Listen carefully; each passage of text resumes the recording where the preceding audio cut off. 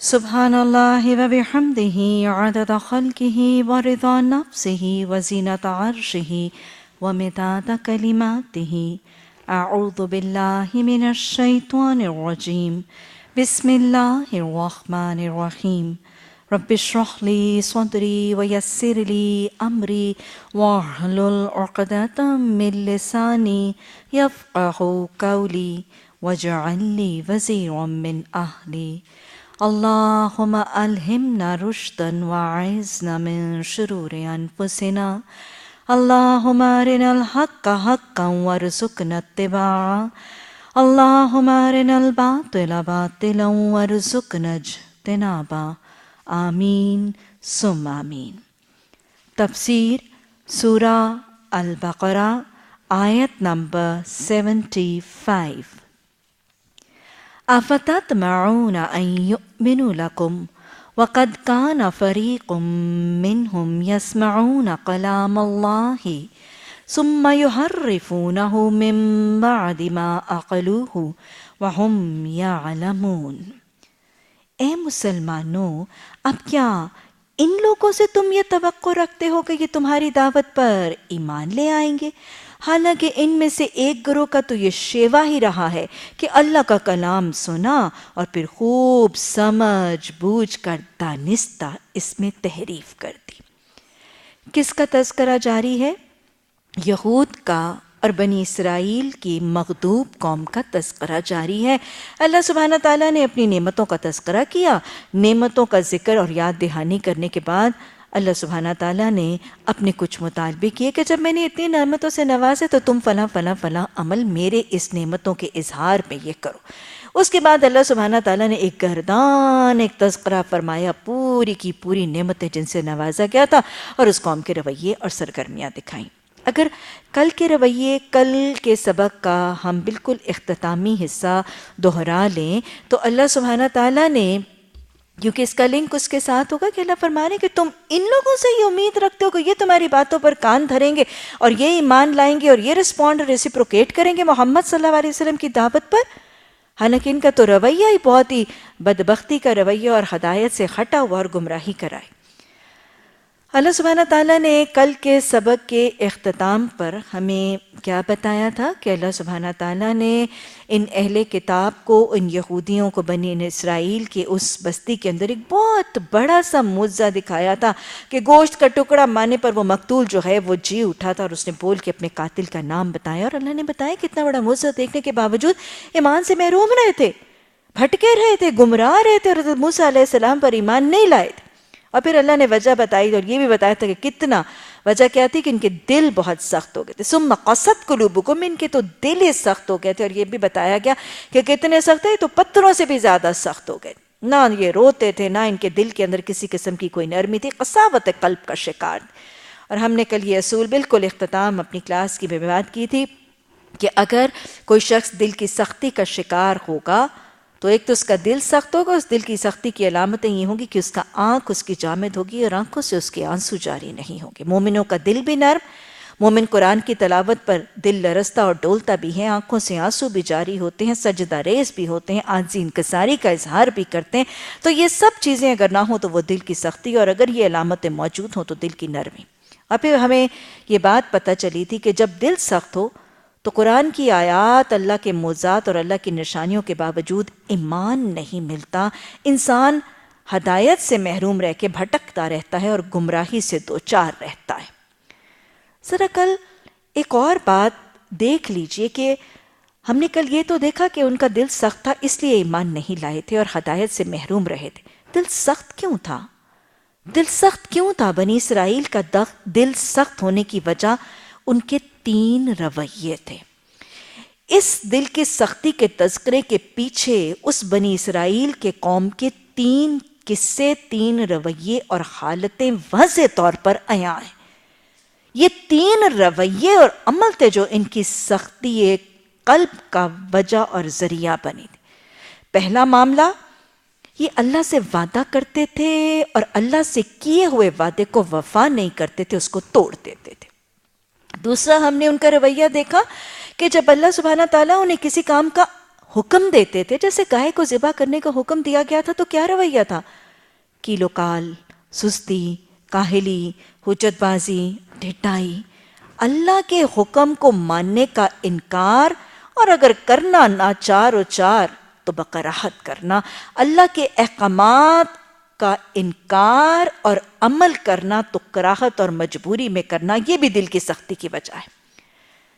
اور تیسرا رویہ ان کا آپ نے ان واقعات میں یہ بھی دیکھا تھا کہ جب اللہ سبحانہ تعالیٰ ان کو کوئی کام کرنے سے منع کرتا، جیسے اصحاب سبت کا قصہ ہم نے دیکھا، تو منع کی جانے والے احکامات الہی میں یہ ڈائریکٹلی نہیں، انڈائریکٹلی ہیلے سے، بہانے سے کچھ نہ کچھ اللہ کی حدود سے تجاوز کر کے اللہ کے نماخی کا ارتکاب کر ڈال دیتے۔ تو دل کی سختی کی وجوہات پتہ چلی۔ کل ہم نے دل کی نرمی کے طریقے حدیث سے سیکھے تھے، قرآن کی تلاوت، موت کا ذکر، یتیم کے سر پر شفقت سے ہاتھ پھیرنا۔ آج قساوت قلب کی کچھ وجوہات دیکھ لیجیے۔ دل کب سخت ہو جاتا ہے؟ جب اللہ کے احکامات کا انکار رہے، اللہ کے وعدوں سے وعدہ خلافی ہو، اور اللہ کے نواہی اور اللہ کے منع کردہ دائرے کے اندر داخل ہونے کا طریقہ ہو۔ اللہ ہمیں یہ سب ہی سمجھنے کی توفیق عطا فرمائے، اور اللہ دل کی سختی سے بچا کر اللہ نرم دل والا متقی اور مومن بننے کی توفیق عطا فرمائے۔ تو اس تبصرے کے بعد اللہ سبحانہ تعالیٰ نے ان سخت بدبخت دلوں والے لوگوں کا تذکرہ کرنے کے بعد کہا، تمہارا خیال ہے یہ سخت دل لوگ، یہ قساوت قلب میں مبتلا لوگ، تمہارا خیال ہے کہ یہ تمہاری دعوت پر لبیک کہیں گے اور یہ ایمان لائیں گے؟ ان کا تو حال رہا، یہ تو اپنی آسمانی کتابوں کو سن کے ان کو بھی بدل دیتے ہیں، نہ محمد صلی اللہ علیہ وسلم کو مانیں گے اور نہ ہی الہامی کتاب کو مانیں۔ ان کا حال تو یہ ہے کہ محمد صلی اللہ علیہ وسلم پر ایمان لانے والوں سے ملتے ہیں تو کہتے ہیں کہ ہم بھی انہیں مانتے ہیں، اور جب آپس میں ایک دوسرے سے تخلیہ کی بات چیت ہوتی ہے تو کہتے ہیں کہ بے وقوف ہو گیا، ان لوگوں کو وہ باتیں بتاتے ہو جو اللہ نے تم پر کھول دی ہیں تاکہ تمہارے رب کے پاس تمہارے مقابلے میں انہیں حجت میں پیش کریں۔ اور کیا یہ جانتے نہیں کہ جو کچھ یہ چھپاتے ہیں اور جو کچھ یہ ظاہر کرتے ہیں، اللہ کو سب چیزوں کا علم ہے، اللہ تو سب باتوں سے باخبر ہے۔ ان میں ایک دوسرا گروہ بھی ہے۔ بنیادی طور پر یہود کا یہ طریقہ کہ جب مسلمانوں سے ملتے تھے تو بس اوقات کہتے تھے کہ ہم بھی تمہارے نبی کو مانتے ہیں، اور جب الگ ہوتے تھے تو آپس میں ایک دوسرے سے بحث تکرار کرتے تھے، تم مسلمانوں کو وہ باتیں بتاتے ہو جو تمہاری الہامی کتابوں میں ہے، تم اپنی الہامی کتابوں اور اپنے نبیوں کی جو پیشن گوئیاں محمد صلی اللہ علیہ وسلم کے بارے میں یہ حقیقت ان کو بتا دیتے ہو۔ اگر تم بتا دو گے تو قیامت کے دن یہ تمہارے خلاف اللہ کے سامنے حجت پیش کریں گے کہ اللہ ان کو سارا کچھ معلوم تھا، یہ اللہ کو تمہارے خلاف گواہی دیں گے کہ ان کے پاس علم تھا اور یہ ہمارے خلاف اللہ کے ہاں گواہی دینے والے بن جائیں۔ تو اللہ نے اس پر تبصرہ کیا، تمہارا کیا خیال ہے؟ ان لوگوں کو بتاؤ گے اور یہ گواہی دے کر مجھے بتائیں گے کہ تم علم رکھتے تھے تو مجھے پتا چلے گا؟ میں تو تمہارے چھپے، تمہارے کھلے، تمہارے سارے رازوں کو پہلے ہی جانتا ہوں، مجھے کسی کی گواہی تمہارے علم، تمہاری حقیقت اور تمہارے اویئرنس کے بارے میں ضروری نہیں ہے قیامت میں تمہارا مواخذہ کرنے کے لیے۔ اللہم حاسبنا حسابا یسیرا۔ ان کے ایک اور گروہ کے بارے میں تذکرہ، وَمِنْهُمْ أُمِّيُّونَ لَا يَعْلَمُونَ الْكِتَابَ۔ ایک گروہ تو وہ ہے جو کتاب کا علم رکھتا ہے اور وہ کتاب کا علم آگے لوگوں تک پاس آن نہیں ہونے دیتا۔ اس لیے نہیں پاس آن ہونے دیتا کہ ان کا خیال ہے کہ اگر ہم نے پاس آن کر دیا تو قیامت کے دن جن کو ہم بتائیں گے وہ اللہ کے ہاں ہمارے حضور ہمارے خلاف گواہی دیں۔ ایک دوسرا گروہ ان اہل کتاب میں سے ایسا ہے، اس پر اللہ تبصرہ فرمائے۔ منہم، انہی میں سے ایک اور گروہ ہے، کس کا گروہ؟ امیون کا۔ امی کس کو کہتے ہیں؟ امیون اس کی جمع ہے۔ امی کہتے ہیں اس شخص کو جو لکھنا پڑھنا نہیں جانتا۔ جو لکھنا پڑھنا نہیں جانتا وہ کون ہوتا ہے؟ ان پڑھ، illiterate، جاہل، uneducated۔ تو لہٰذا اللہ سبحانہ تعالیٰ فرما رہے ہیں کہ ان اہل کتاب میں ایک گروہ تو وہ ہے جو کتاب کو جانتے ہیں اور اس کی تحریف کرتے ہیں، اس کو بدلتے ہیں۔ دوسرا گروہ وہ ہے جو کتاب کا علم رکھتے ہیں لیکن اس کو چھپا چھپا کے رکھتے ہیں اور حق کو لوگوں تک پہنچانے والے نہیں ہیں۔ تیسرا گروہ ایسا ہے جن کے پاس کتاب تو ہے لیکن کتاب کے ہونے کے باوجود، حاملانِ کتاب ہونے کے باوجود وہ امی ہیں، وہ جاہل ہے، نہ اس کتاب کو جانتے ہیں، نہ مانتے ہیں، نہ پڑھتے ہیں، اس کا علم ہی ان کے پاس نہیں ہے۔ اللہ نے ان کو امی کہہ دیا جن کے پاس ان کی الہامی کتابوں کا علم نہیں۔ اب ظاہر جب کتاب کا علم نہیں ہے تو پھر وہ کیا کرتے ہیں؟ الا امانی وانہم الا یظنون، وہ تو بس اپنی جھوٹی خواہشات، اپنی جھوٹی آرزوں اور اپنے گمان اور تیر تکے چلا کے اپنی زندگی گزارتے ہیں۔ ظاہر ہے جس کے پاس اللہ کا ہدایت نامہ اور اللہ کے بتائے ہوئے ضابطہ خیات کا علم نہیں ہوگا، وہ زندگی کیسے چلائے گا؟ اپنے گمان کے مطابق میرا خیال ہے اس دن عبادت کر لینی چاہیے، میرا خیال ہے ایسے عمل کر لینا چاہیے۔ تو اللہ نے یہی کہا ان کے پاس ان کے اصل کتاب کا علم نہیں ہے، الہامی ہدایت نامے کا علم اور پہچان اور اویئرنس نہیں ہے، نہ اس کو جانتے ہیں۔ کوئی اپنے گمان سے، اپنے طریقوں سے، اپنی برادری کے طریقے، اپنے آباء و اجداد کے طریقے، یا جیسا ان کو جو من میں آتا ہے، جو سوچتا ہے، ویسے زندگی گزارتے رہتے ہیں، تیر تکوں سے اپنی زندگی گزار رہے ہیں۔ آگے چلنے سے پہلے اللہ سبحانہ تعالیٰ کا یہ کمنٹ اور یہ رائے اہل کتاب کے بارے میں جو ہے اس کو ذرا تھوڑا سا کھنگالیے۔ اللہ نے کہہ دیا کہ اللہ کی نظر میں اہل کتاب بنی اسرائیل میں سے وہ لوگ جن کے پاس ان کی آسمانی کتابوں کا، تورات اور انجیل کا علم نہیں ہے، اللہ کی نظر میں وہ امی ہیں، جاہل ہیں، ان پڑھ ہیں۔ اور تورات اور انجیل کون سی کتابیں؟ یہ تو وہ کتابیں ہیں جو مکمل بھی نہیں تھی، جن کی تکمیل بھی نہیں کی گئی، جن کا اتمام بھی نہیں کیا گیا، جن کی حفاظت کا ذمہ بھی اللہ سبحانہ تعالیٰ نے نہیں لیا، اور جو تحریف کا شکار بھی ہوئیں۔ ان آسمانی کتابوں کے حاملوں کو کہا جا رہا ہے کہ اگر ان کے پاس بھی ان کی ان غیر محفوظ کتابوں کا بھی علم نہیں ہے تو وہ اللہ کے حضور امی اور ان پڑھ ہے۔ میری اور آپ کی کتاب کون سی ہے؟ میرا اور آپ کا کلام کون سا ہے؟ اللہ، قرآن الحکیم، قرآن المجید، الفرقان، الکتاب، the بیسٹ کتاب۔ الیوم اکملت لکم دینکم واتممت علیکم نعمتی والی کتاب۔ ہماری کتاب تو وہ ہے جو کتابوں میں سے بہترین الکتاب ہے، جس کی حفاظت کا ذمہ اللہ سبحانہ تعالیٰ نے خود لیا ہے۔ اس کتاب کے حاملان کے پاس اگر اس الکتاب کا علم نہ ہوا تو وہ اللہ کی نظر میں کیسے ہوں گے؟ امت رسول صلی اللہ علیہ وسلم کے افراد، قرآن کو ماننے اور تھامنے والے افراد، قرآن کو چومنے، آنکھوں سے لگانے والے، طاقوں پر سجانے والے افراد کے پاس اگر قرآن کا علم نہ ہوا تو یہ پلے سے باندھ لیجئے وہ کہ اللہ سبحانہ تعالیٰ کے حضور وہ امی ہوں گے، جاہل، ان پڑھ ہوں گے۔ امت رسول صلی اللہ علیہ وسلم کے افراد کے پاس اگر اپنی بہترین، محفوظ ترین، کامل اور جامع ترین کتاب کا علم نہ ہوا تو یہ آیت واضح طور پر اس حقیقت کو بیان کر رہی ہے کہ اللہ کے نزدیک ان کے پاس اگر دنیا جہان کا علم ہوا، دنیا جہان کی بڑی بڑی سے ڈگریاں، کوئی ڈاکٹر ہے، کوئی انجینئر ہے، کوئی چارٹرڈ اکاؤنٹنٹ ہے، کوئی لائر ہے، کوئی انجینئر ہے، کوئی بڑی سے بڑی دنیاوی ڈگری لے کر آیا، لیکن اس امت رسول صلی اللہ علیہ وسلم کے فرد کے پاس اگر اس بہترین کتاب کا علم نہ ہوا تو آیت واضح طور پر یہ حقیقت بتا رہی ہے کہ اللہ کے نزدیک قیامت کے دن اور دنیا میں وہ امی، جاہل، ان پڑھ، illiterate، ان ایجوکیٹڈ ہوگا۔ دنیا جہان کی ڈگریاں کھنگال رہی ہے اپنے لیے اور اپنی اولادوں کے لیے، جب تک اس قرآن کا علم نہیں ہوگا اللہ کی نظر میں وہ امی ہے۔ اللہ ہمیں اس جہالت سے بچنے کی توفیق عطا فرمائے، اور اللہ اس ان پڑھ ہونے کے لیبل اور ٹائٹل کی حقیقت کو سمجھ کر خود اس سے بچنے اور اپنی اولادوں کو بھی اس جہالت سے بچنے کی توفیق عطا فرمائے۔ اللہ ہمیں ان کو بھی بچانے والا بنا دے، اللہ اپنے اہل خانہ کو حصول علم کے سفر میں شامل کرنے والا بنا دے۔ دنیا بھر کی ڈگریاں بھی اس کو ان پڑھ کا ٹائٹل اللہ کے حضور نہیں مٹا سکیں گے۔ اسے یہ خدا را مت سمجھے گا کہ دین یا اسلام کا مطالبہ اپنی امت کے افراد سے یہ ہے کہ ہمیں دنیاوی تعلیم سے رکاوٹ ہے۔ اسلام کہیں دنیاوی تعلیم یا ورلڈلی ایجوکیشن کو نہ روکتا ہے، نہ پسند کرتا ہے، نہ حرام کرتا ہے، بلکہ یہ تو پسندیدہ ہے۔ اگر آج امت کے افراد دنیاوی تعلیم، دنیا کے ٹریڈ، فن، ہنر، میڈیسن، طب، مختلف زندگی کے شعبہ کی زندگی کا علم نہیں لیں گے تو دنیا کی دوڑ اور دنیا کی ریس میں امت کے افراد بہت پیچھے رہ جائیں گے۔ قرآن کہیں مخالفت نہیں کرتا دنیاوی علم، اسے یہ ہرگز تصور مت لیجئے گا، دین، قرآن، نبی صلی اللہ علیہ وسلم اور ہمارا رب دنیاوی تعلیم کو نہ پسند کرتا ہے، نہ روکتا ہے، نہ منع کرتا ہے، اور نہ اس کو ہمارے لیے حرام اور ناجائز کرتا ہے، بلکہ عین پسندیدہ ہے۔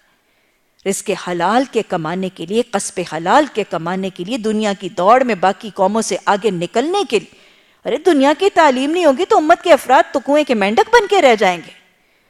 یہ دنیاوی ترقی کے لیے بھی یہ ضروری ہے، دنیاوی تعلیم ضروری ہے، لیکن اور دوسری بات، دین اس بات کا بھی مطالبہ نہیں کرتا کہ سارے کے ساری امت کے افراد اور ساری کے ساری امت کی مرد اور عورتیں جو ہیں وہ بڑے بڑے عالم بن جائیں، وہ مفتی بن جائیں، وہ محدث بن جائیں، وہ مفسر بن جائیں، وہ بڑے بڑے کوئی فتوے دینے والے بن جائیں۔ یہ بھی مطالبہ نہیں ہے، لیکن اصل مطالبہ کیا ہے کہ جہاں دنیا کی تعلیم لوگے، جہاں بہترین دنیاوی تعلیم سے اپنی اور اپنی اولادوں کو راستہ کرو گے، وہاں پر کم از کم اس الکتاب کا علم، فہم، پہچان اور اس کے احکامات کا اویئرنس ہونی ضروری ہے۔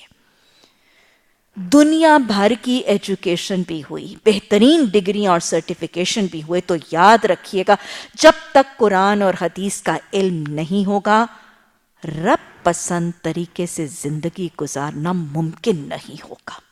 اور سب سے بڑی بات، جب تک اس الکتاب قرآن اور حدیث کا علم نہیں ہوگا، تب تک دنیاوی علم کو بھی رب پسند طریقے سے استعمال کرنے کا انداز اور طریقہ نہیں آئے گا۔ وہ علم جو اتنا بڑا خزانہ ہے، وہ علم جو اتنی بڑی نعمت ہے، وہ جو علم نافع ہو کر انسان کے لیے صدقہ جاریہ بننے والی چیز ہے۔ آپ کو پتہ ہے نا کہ انسان کے عمل جب وہ فوت ہوتا ہے تو عمل کا سلسلہ منقطع ہو جاتا، صرف 3 عمل جاری رہتے، اور ان 3 عمل میں سے ایک وہ نفع دینے والا علم جو وہ اپنی زندگی میں لوگوں کو سکھا گیا۔ تو علم نافع ہے، لیکن دنیاوی علم بھی علم نافع نہیں بنے گا جب تک اس دنیاوی علم کے ساتھ یہ کتاب کا علم نہیں ہوگا۔ اس دنیاوی علم کو بھی ہم رب پسند طریقے سے استعمال کر کے اپنے لیے صدقہ جاری اور اپنے لیے علم نافع نہیں بنا پائیں گے جب تک اس کے ساتھ کمبینیشن نہیں ہوگی قرآن اور حدیث کی۔ آج ہمیں اپنی ترجیحات کو ری فریم کرنا ہے، پہلے اپنی ترجیحات کا محاسبہ کرنا ہے، جتنا مال، جتنا وقت، جتنی صلاحیتیں، جتنے اوقات، جتنے ایفرٹس ہم دنیا کے علم کے حصول کے لیے اپنے اور اپنی اولادوں کے لیے لگاتے ہیں، کیا اس کا 10واں حصہ، اس کا 20واں حصہ بھی ہم الکتاب، قرآن اور حدیث کے علم کے حصول کے لیے صرف کر رہے ہیں؟ کیا یہ ہماری زندگی کی اولین ترجیح ہے اپنے اور اپنی اولادوں کے لیے؟ اللہ اپنا محاسبہ کرنے، اپنی ترجیحات کی کمی کا اعتراف کرنے، اللہ اعتراف کے بعد بخشش مانگنے، اللہ اس کے بعد اصلاح کا وعدہ کر کے قرآن اور حدیث کے علم کے حصول کی طلب اور تڑپ ہم سب کو عطا فرما دے۔ اللہم انفعنی بما علمتنی وعلمنی ما ینفعنی وزدنی علما۔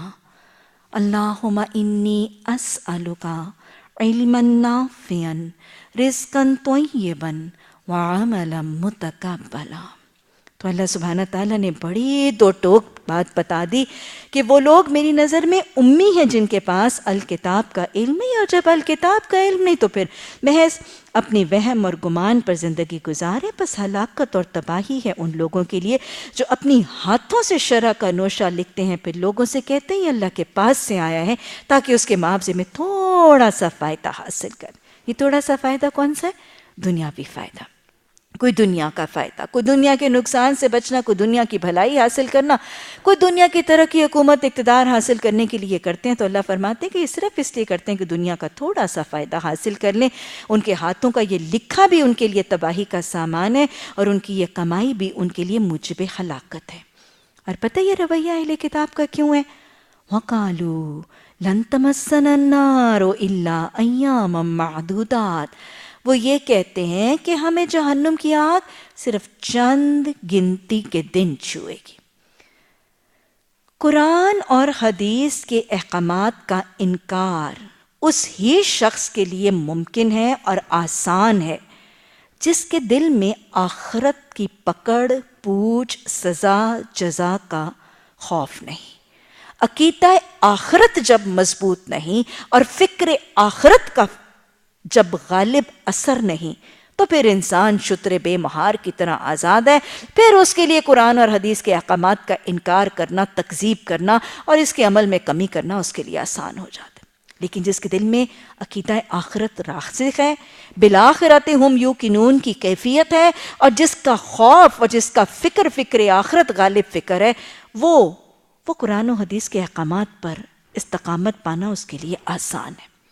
اللہ ہمیں اپنی فکروں کی بھی اصلاح کر کے فکر آخرت کو ہماری غالب فکر بنا دے. تو لہٰذا یہود اور عیسائیوں کی عملی کمی اور کوتاہیوں کی وجہ بتائی جا رہی ہے کہ یہ فکر آخرت سے چھوٹے ہوئے ہیں. کیا کہتے تھے یہودیوں کا اور عیسائیوں کا؟ یہ جملہ قرآن میں بارہا آئے گا کہ وہ کہتے تھے کہ ہمیں تو جہنم کی آگ نہیں چھوئے گی. دو قوموں کے اندر دو تصورات تھے. یہود کا یہ خیال تھا، یہ کہتے تھے نحنو ابناء اللہ، ہم تو اللہ کے بیٹے ہیں، ہم تو اللہ کے چہیتے ہیں، اور ہمیں جہنم کی آگ نہیں چھوئے گی. اور what did they assume؟ ان کا گمان اور یہ خود سے خود رائے کیا قائم کرتے تھے، حالانکہ اس میں کوئی تحقیق، کوئی تصدیق نہیں تھی. یہود کا خیال یہ تھا کہ ہم تو اللہ کے لاڈلے اور ہم اللہ کے چہیتے ہیں، ہمیں جہنم کی آگ میں اللہ نہیں جھونکے گا، اور ہمیں اگر جب جو سزا ملے گی نا، وہ صرف وہ 40 دن جو ہم نے اپنے نبی حضرت موسیٰ علیہ السلام کے پیچھے جو ہم نے بچڑا بنایا تھا نا، بس اس 40 دن کے شرک کی گناہ اور خطا کی بنیاد پر ہمیں جہنم میں جھونکا جائے گا اور پھر نکال لیا جائے گا. تو یہ یہود کا تصور. لن تمسنا النار الا ایاما معدودات، کچھ گنتی کے چند دن. 40 دن ہم نے شرک کا گناہ کیا تھا اور 40 دن ہم نے بچڑا پوچھا تھا، تو لہٰذا اس کے عوض ہمیں سزا دی جائے گی، باقی ہمارے اوپر مواخذہ نہیں، ہم تو اللہ کے لاڈلے اور چہیتے. اور عیسائی اس سے بھی ایک ہاتھ بڑھے ہوئے تھے. عیسائی یہ کہتے تھے کہ ہمارے نبی حضرت عیسیٰ علیہ السلام چونکہ سولی پر چڑھائے گئے تھے، اور حضرت عیسیٰ علیہ السلام نے جو اتنی بڑی قربانی دی، یہ ساری اتنی بڑی قربانی ساری امت عیسیٰ علیہ السلام کے لیے گناہوں کا کفارہ بن گئی. یاد رکھیے گا، کسی کی قربانی یا کسی کی سیکریفائس اس کے اپنے گناہوں کا کفارہ بنا کرتی، کسی اور کے لیے نہیں. لہا ما کسبت وعلیہا ما اکتسبت، تمہارے لیے وہ ہے جو تم نے کمایا اور ان پر وہ ہے جو اس نے کمایا. تو ان کا یہ تصور غلط سا عقیدہ تھا کہ حضرت عیسیٰ علیہ السلام کا پھانسی چڑھائے جانا، سولی پر چڑھائے جانا، ساری حضرت عیسیٰ علیہ السلام کے پیروکاروں کے گناہوں کے لیے کافی ہو گیا. اور حضرت عیسیٰ علیہ السلام کی قوم کہتی تھی کہ ہمیں جہنم میں نہیں ڈالا جائے گا. تو یہ غلط روی تھی اور عقیدہ آخرت کے بارے میں ایک غلط تاثر تھا جو بنیاد بن گیا تھا ان کی کمیوں، کوتاہیوں، سرکشیوں، نافرمانیوں اور حق سے تجاوز اور حق کے انکار کا. آج امت رسول صلی اللہ علیہ وسلم کے عقائد میں بھی بس اوقات آخرت کے حوالے سے کچھ غلط انداز موجود ہیں. امت کے بہت سے افراد اس بات پر تکیہ لگا کے بڑے مطمئن ہیں کہ قیامت کے دن ہم صرف امتی امتی کہتے بخش دیے جائیں گے. قیامت کے دن سارے امتیوں کو شفاعت رسول صلی اللہ علیہ وسلم نصیب ہو جائے گی، اور بس اس امید پر کمیاں، کوتاہیاں، خطائیں، بدعتیں، شرک معاشرے کے اندر رائج ہیں. یاد رکھیے گا، دین بے بنیاد امیدوں اور آرزوؤں پر بنیاد نہیں رکھتا. دین امید اور خوف دونوں کے درمیان چلتا ہے، اور امید کی بھی کوئی بنیاد عقیدے کے لحاظ سے ہونی ضروری ہے. اور جب بے بنیاد اور جھوٹی آرزویں اور جھوٹی تمنائیں اور جھوٹی گمان آنے لگیں اور عقیدہ آخرت میں خلل پڑ جائے، تو یہ غلط روی اور گمراہی اور ضلالت کا ذریعہ اور وسیلہ بن جاتی. اللہ ہمیں اپنے عقائد میں درست رکھنے، اپنے آپ کو عقیدہ آخرت کو کریکٹ رکھنے، عقیدہ سفارش اور شفاعت کا صحیح تصور سمجھنے، اور اللہ اس کو اپنی زندگی میں رائج کرنے کی بھی توفیق عطا فرمائے. تو اللہ نے فرمایا ان سے پوچھو تم نے اللہ سے کوئی عہد لے لیا کہ جس کی خلاف ورزی وہ نہیں کر سکتا؟ یہی بات ہے کہ تم اللہ کے ذمے ایسی بات ڈال کے کہہ دیتے ہو جس کے بارے میں تمہیں علم نہیں ہے کہ اس نے ذمہ لیا ہے. آخرکار تمہیں دوزخ کی آگ کیوں نہیں چھوئے گی؟ اور پھر دوزخ کی آگ کا اصول اور پرنسپل سکھا دیا. بلا من کسب سیئات واحاطت بہ خطیئات، جو بھی برائی کمائے گا اور پھر اپنی خطا کاری کے چکر میں پڑ جائے گا، وہ دوزخی ہے اور وہ دوزخ ہی میں ہمیشہ رہے گا۔ جو لوگ ایمان لائیں گے، نیک عمل کریں گے، وہی جنتی ہیں اور جنت میں وہ ہمیشہ رہیں گے۔ اللہم اجرنا من النار رب ابنی لی عندک بیتا فی الجنہ وَإِذْ أَخَذْنَا مِيثَاقَ بَنِي إِسْرَائِيلَ، اور جب ہم نے پکڑا پختہ عہد بنی اسرائیل کے ساتھ۔ یہ عہد کب، کیسے اور کس بات پر پکڑا گیا؟ ذرا پچھلا سبق دہرائیے۔ اللہ سبحانہ تعالیٰ نے جب بنی اسرائیل کو فرعونیوں سے اور قبطیوں سے نجات دی تھی، صحرا میں آباد کیا تھا، حضرت موسیٰ علیہ السلام کو شبانہ روز 40 دن کی ملاقات پہ بلا کر شریعت کے احکامات دیے گئے تھے۔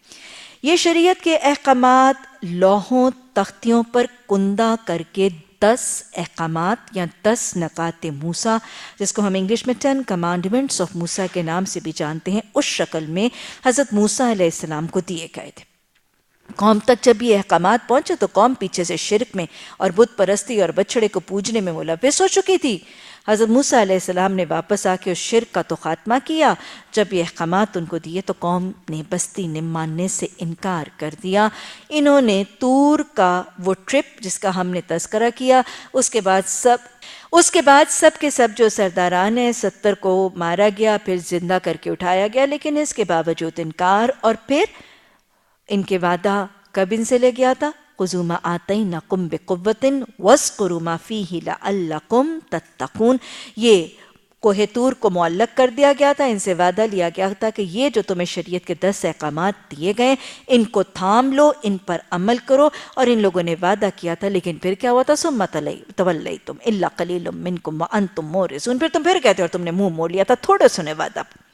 تو یہ بنیادی طور پر وہ 10 بنیادی احکامات جو 10 نکات موسیٰ علیہ السلام ہیں، جو ان کو ان کے ابتدائی شریعت کے احکامات کی شکل میں دیے گئے تھے، اور کوہ طور کو ان پر معلق کر کے ان کے اوپر گرانے کی کیفیت میں ڈھا کے یہ ان سے وعدہ لیا گیا تھا کہ ان احکامات کو یہ تھامے گا۔ تو یہ اس کا تذکرہ کیا جا رہا ہے۔ جب آپ پڑھیں گے تو یہ جو 10 احکامات ہیں، آپ دیکھیں گے کہ یہ بنیادی طور پر وہی کچھ ابتدائی اور بنیادی احکامات ہیں جو ہمارے اپنے دین محمد صلی اللہ علیہ وسلم کے احکامات، بیسک احکامات بھی یہی ہیں۔ اصول کیا ملتا ہے؟ دین ہمیشہ سے ایک ہی رہا ہے۔ اللہ سبحانہ تعالیٰ نے تمام انبیاء علیہ السلام کی طرف بنیادی طور پر دین اسلام ہی بھیجا ہے۔ تمام انبیاء کے دین کی تعلیمات بنیادی طور پر ایک ہی رہی ہیں۔ تمام نبی دین اسلام ہی لائے، تمام نبیوں کے پیروکار مسلم ہی تھے، اور تمام نبیوں کی تعلیمات، خصلتیں، سنتیں، عادتیں اور احکامات ہمیشہ ملتے جلتے رہے، کیونکہ سورس ایک ہے، ذریعہ ایک ہے، رب ایک ہے، رب واحد ہے، تو لہٰذا ساری نبیوں کی تعلیمات ایک ہیں۔ کیا احکامات اللہ سبحانہ تعالیٰ نے وعدہ کیا لیا؟ 10 چیزوں پر عمل کرنے کا وعدہ۔ اور جب پکڑا ہم نے پختہ عہد لیا کہ سب سے پہلے کیا نہ کرنا؟ لا تعبدون الا اللہ، اللہ کے علاوہ کسی اور کی عبادت نہ کرنا۔ یہ وہی حکم ہے، لا الہ الا اللہ کا حکم ہے۔ عقیدہ توحید، عقیدہ رسالت، بنیادی طور پر شرک سے بچنا، رب واحد کی عبادت اور اطاعت کرنا، یہ ہر دین کا بنیادی خاصہ رہا ہے۔ اور ویسے سب سے پہلا حق بندوں پر کس کا ہے؟ اللہ کا۔ اللہ سبحانہ تعالیٰ نے قرآن میں ایک نہیں بارہا منٹیفیرس طریقوں کے ساتھ اپنے حق کے بعد سب سے پہلا حق بندوں میں سے کن کا رکھا؟ والدین کا۔ یہ ایک جگہ نہیں ہے۔ لا تعبدون الا اللہ وبالوالدین احسانا، والدین کے ساتھ کیا کرنا؟ احسان کرنا۔ تو یاد رکھیے، میں پھر دوہرا رہی ہوں، اللہ سبحانہ تعالیٰ نے قرآن میں ایک بار نہیں، بار بار اپنے حق کے بعد اللہ نے سب سے پہلا حق رکھا ہے والدین کا۔ خالق وہ ہے تخلیق کا ذریعہ والدین ہے۔ رازق وہ ہے، رازق کا ذریعہ اور وسیلہ دنیا میں سب سے پہلے والدین بنتے ہیں۔ عالم اور علیم وہ ہے، لیکن علم پہنچتا ہے سب سے پہلے توسط اور ذریعہ بنتے ہیں والدین۔ تو اللہ سبحانہ تعالیٰ نے اپنے حق کے بعد، خالق نے اپنے حق کے بعد تخلیق کے ذریعے، تخلیق کے وسیلے، تخلیق کے سبب کا حق اس کے بعد رکھ دیا والدین کا حق۔ سورہ بقرہ، سورہ نساء، سورہ لقمان، سورہ بنی اسرائیل، متفرق مقامات پر اللہ کے حق کے بعد ڈائریکٹ حق والدین کا۔ اور پھر والدین سے بھی اللہ سبحانہ تعالیٰ نے جو حق مانگا ہے اور ان کے ساتھ ڈیلنگز میں جو طریقہ سکھایا ہے وہ کیا ہے کہ یہ نہیں کہ ان کے ساتھ پورا معاملہ کر دینا، بالوالدین احسانا، احسان کا رویہ، یہ دوسرا وعدہ ہے اللہ کے اپنے حق اور اپنے وعدے کے بعد۔ میرے بعد کیا کرنا؟ اپنے بندوں میں سے جو ارد گرد ہیں والدین کے ساتھ، دونوں والد اور والدہ کے ساتھ کیا کرنا؟ احسان کرنا۔ احسان کس کو کہتے ہیں؟ یہ حکم خدا بندی ہے، والدین کے ساتھ کرنا ہے، قرابت داروں کے ساتھ کرنا ہے، مسکینوں کے ساتھ کرنا ہے۔ تو احسان کی کیفیت کو سمجھنا لازم ہے۔ احسان اس عمل کو کہتے ہیں جس میں کرنے والا اپنے فرض سے بڑھ کے کرتا ہے۔ نمبر 2، احسان اس عمل کو کہتے ہیں جب کرنے والا کسی اور کے لیے اس کا حق دے رہا ہے تو اس کو اس کے حق سے زیادہ دیتا ہے۔ اپنے فرض سے بڑھ کے کرنا، کسی کے حق سے بڑھ کے کرنا، اور محض رب کی رضا کے لیے کرنا۔ احسان وہ عمل ہے جو دنیا کے دکھاوے، نمود و نمائش، دنیا کو راضی کرنے یا دنیا حاصل کرنے کے لیے نہیں۔ تیسری ڈیفینیشن سمجھ آئی؟ میں پھر دہراتی ہوں۔ احسان وہ عمل ہے جو کرنے والا اپنے فرض سے بڑھ کے کرتا ہے، یا جس کے لیے کر رہا ہے اس کے حق سے بڑھ کے کرتا ہے۔ تیسرا، محض رب کی رضا کے لیے کرتا ہے، رب کو راضی کرنے کے لیے کرتا ہے، اور کوئی غرض، غایت، مقصد، کاز، ریزن ہوتی نہیں۔ اور چوتھا، محض اگلے شخص کو سرور، راحت، سکون دینے کے لیے کرتا ہے۔ اللہ کا بندہ ہے، یہ اللہ کی مخلوق ہے۔ اللہ کی مخلوق اور اللہ کے بندے کو راحت، سکون اور آرام دینے کے لیے جب کوئی عمل کیا جاتا ہے تو یہ بھی احسان۔ احسان وہ عمل ہوگا جو ان 4 پیمانوں پر پورا اترا، وہ احسان ہوگا۔ اور جس کا انداز کیسا ہوگا؟ اس کے انداز میں، اس کے طریقے میں، اس کے بول چال میں، اس کے بات کرنے کے انداز میں حسن اخلاق ہوگا، اس کے ڈیلنگز میں حسن معاملات ہوگا، حسن سلوک ہوگا، حسن معاملات ہوگا، حسن اخلاق ہوگا۔ یہ عمل احسان ہوگا۔ والدین کے لیے پھر حکم صرف اپنے فرائض کی ادائیگی نہیں، اپنے فرض سے بڑھ کے کرنے کا حکم۔ یہاں فرائض پورے نہیں ہو رہے۔ والدین کے ساتھ صرف ان کا حق نہیں، ان کے حق سے بڑھ کے دینے کا حکم۔ یہاں پہ حقوق تک ادا نہیں ہو رہے۔ والدین کے لیے محض رب کی رضا کے لیے، دنیا حاصل کرنے کے لیے نہیں، والدین کو سکون اور راحت دینے اور محض رب کو راضی کرنے کے لیے، ان کی پراپرٹی ہتھیانے کے لیے، ان کا کاروبار میں حصہ بنانے کے لیے، یا دنیا میں اپنے بڑی فرما برداری جتانے کے لیے نہیں۔ یہ ہے طریقہ والدین کے ساتھ معاملہ کرنے کا۔ اور یاد رکھیے گا، اولادوں کے احسان کا یا کسی بھی انسان کے احسان کا سب سے زیادہ حقدار اس کے والدین کیوں ہیں؟ محسن تو رب ہے، لیکن اللہ کے بندوں میں اس روئے زمین پر اگر احسان کا کوئی نمونہ ہے تو وہ والدین ہے۔ کسی کے بہن بھائی بھی محسن ہو جاتے، الحمدللہ، اللہ کا بڑا کرم۔ کسی کے دوست بھی اس کے محسن ہو جاتے ہیں، کسی کے قرابت دار بھی اس پر احسان کرتے ہیں، لیکن یہ قسمت کی بات ہے، دوست کسی کے احسان کرتے ہیں، کسی کے نہیں کرتے۔ عزیز اقارب کسی کے احسان کرتے ہیں، کسی کے نہیں کرتے۔ بھائی بہن کبھی احسان کرتے ہیں، کبھی نہیں کرتے۔ سب کیفیتیں یکساں نہیں، سب حالتیں یکساں نہیں، سب ارد گرد کے معاملات یکساں نہیں۔ لیکن والدین وہ 2 ہستیاں ہیں، والدین وہ واحد 2 ہستیاں، وہ واحد 2 رشتے جو ہر جگہ ہر وقت اپنی اولاد کے محسن ہیں، رہے ہیں، اب ہیں اور قیامت تک رہیں گے۔ انسانوں کے اندر کسی رشتے میں احسان کا وہ نمونہ نظر آ نہیں سکتا جو والدین کی شکل. ماں احسان نہیں کر رہی ہوتی. وہ جو بچے کو 9 مہینے تکلیف اٹھا کے پھرتی ہے اور چلتی ہے اور گر گر پڑتی ہے، پھر بھی چاہتی ہے کہ یہ وزن قائم رہے اور یہ وزن بڑھے. مجھے بتائیے اس سے ایسا احسان کوئی کر سکتا ہے؟ جتنی تکلیف اٹھا کے وہ اس بچے کو جنتی ہے اتنی کوئی اور تکلیف اٹھا سکتا ہے؟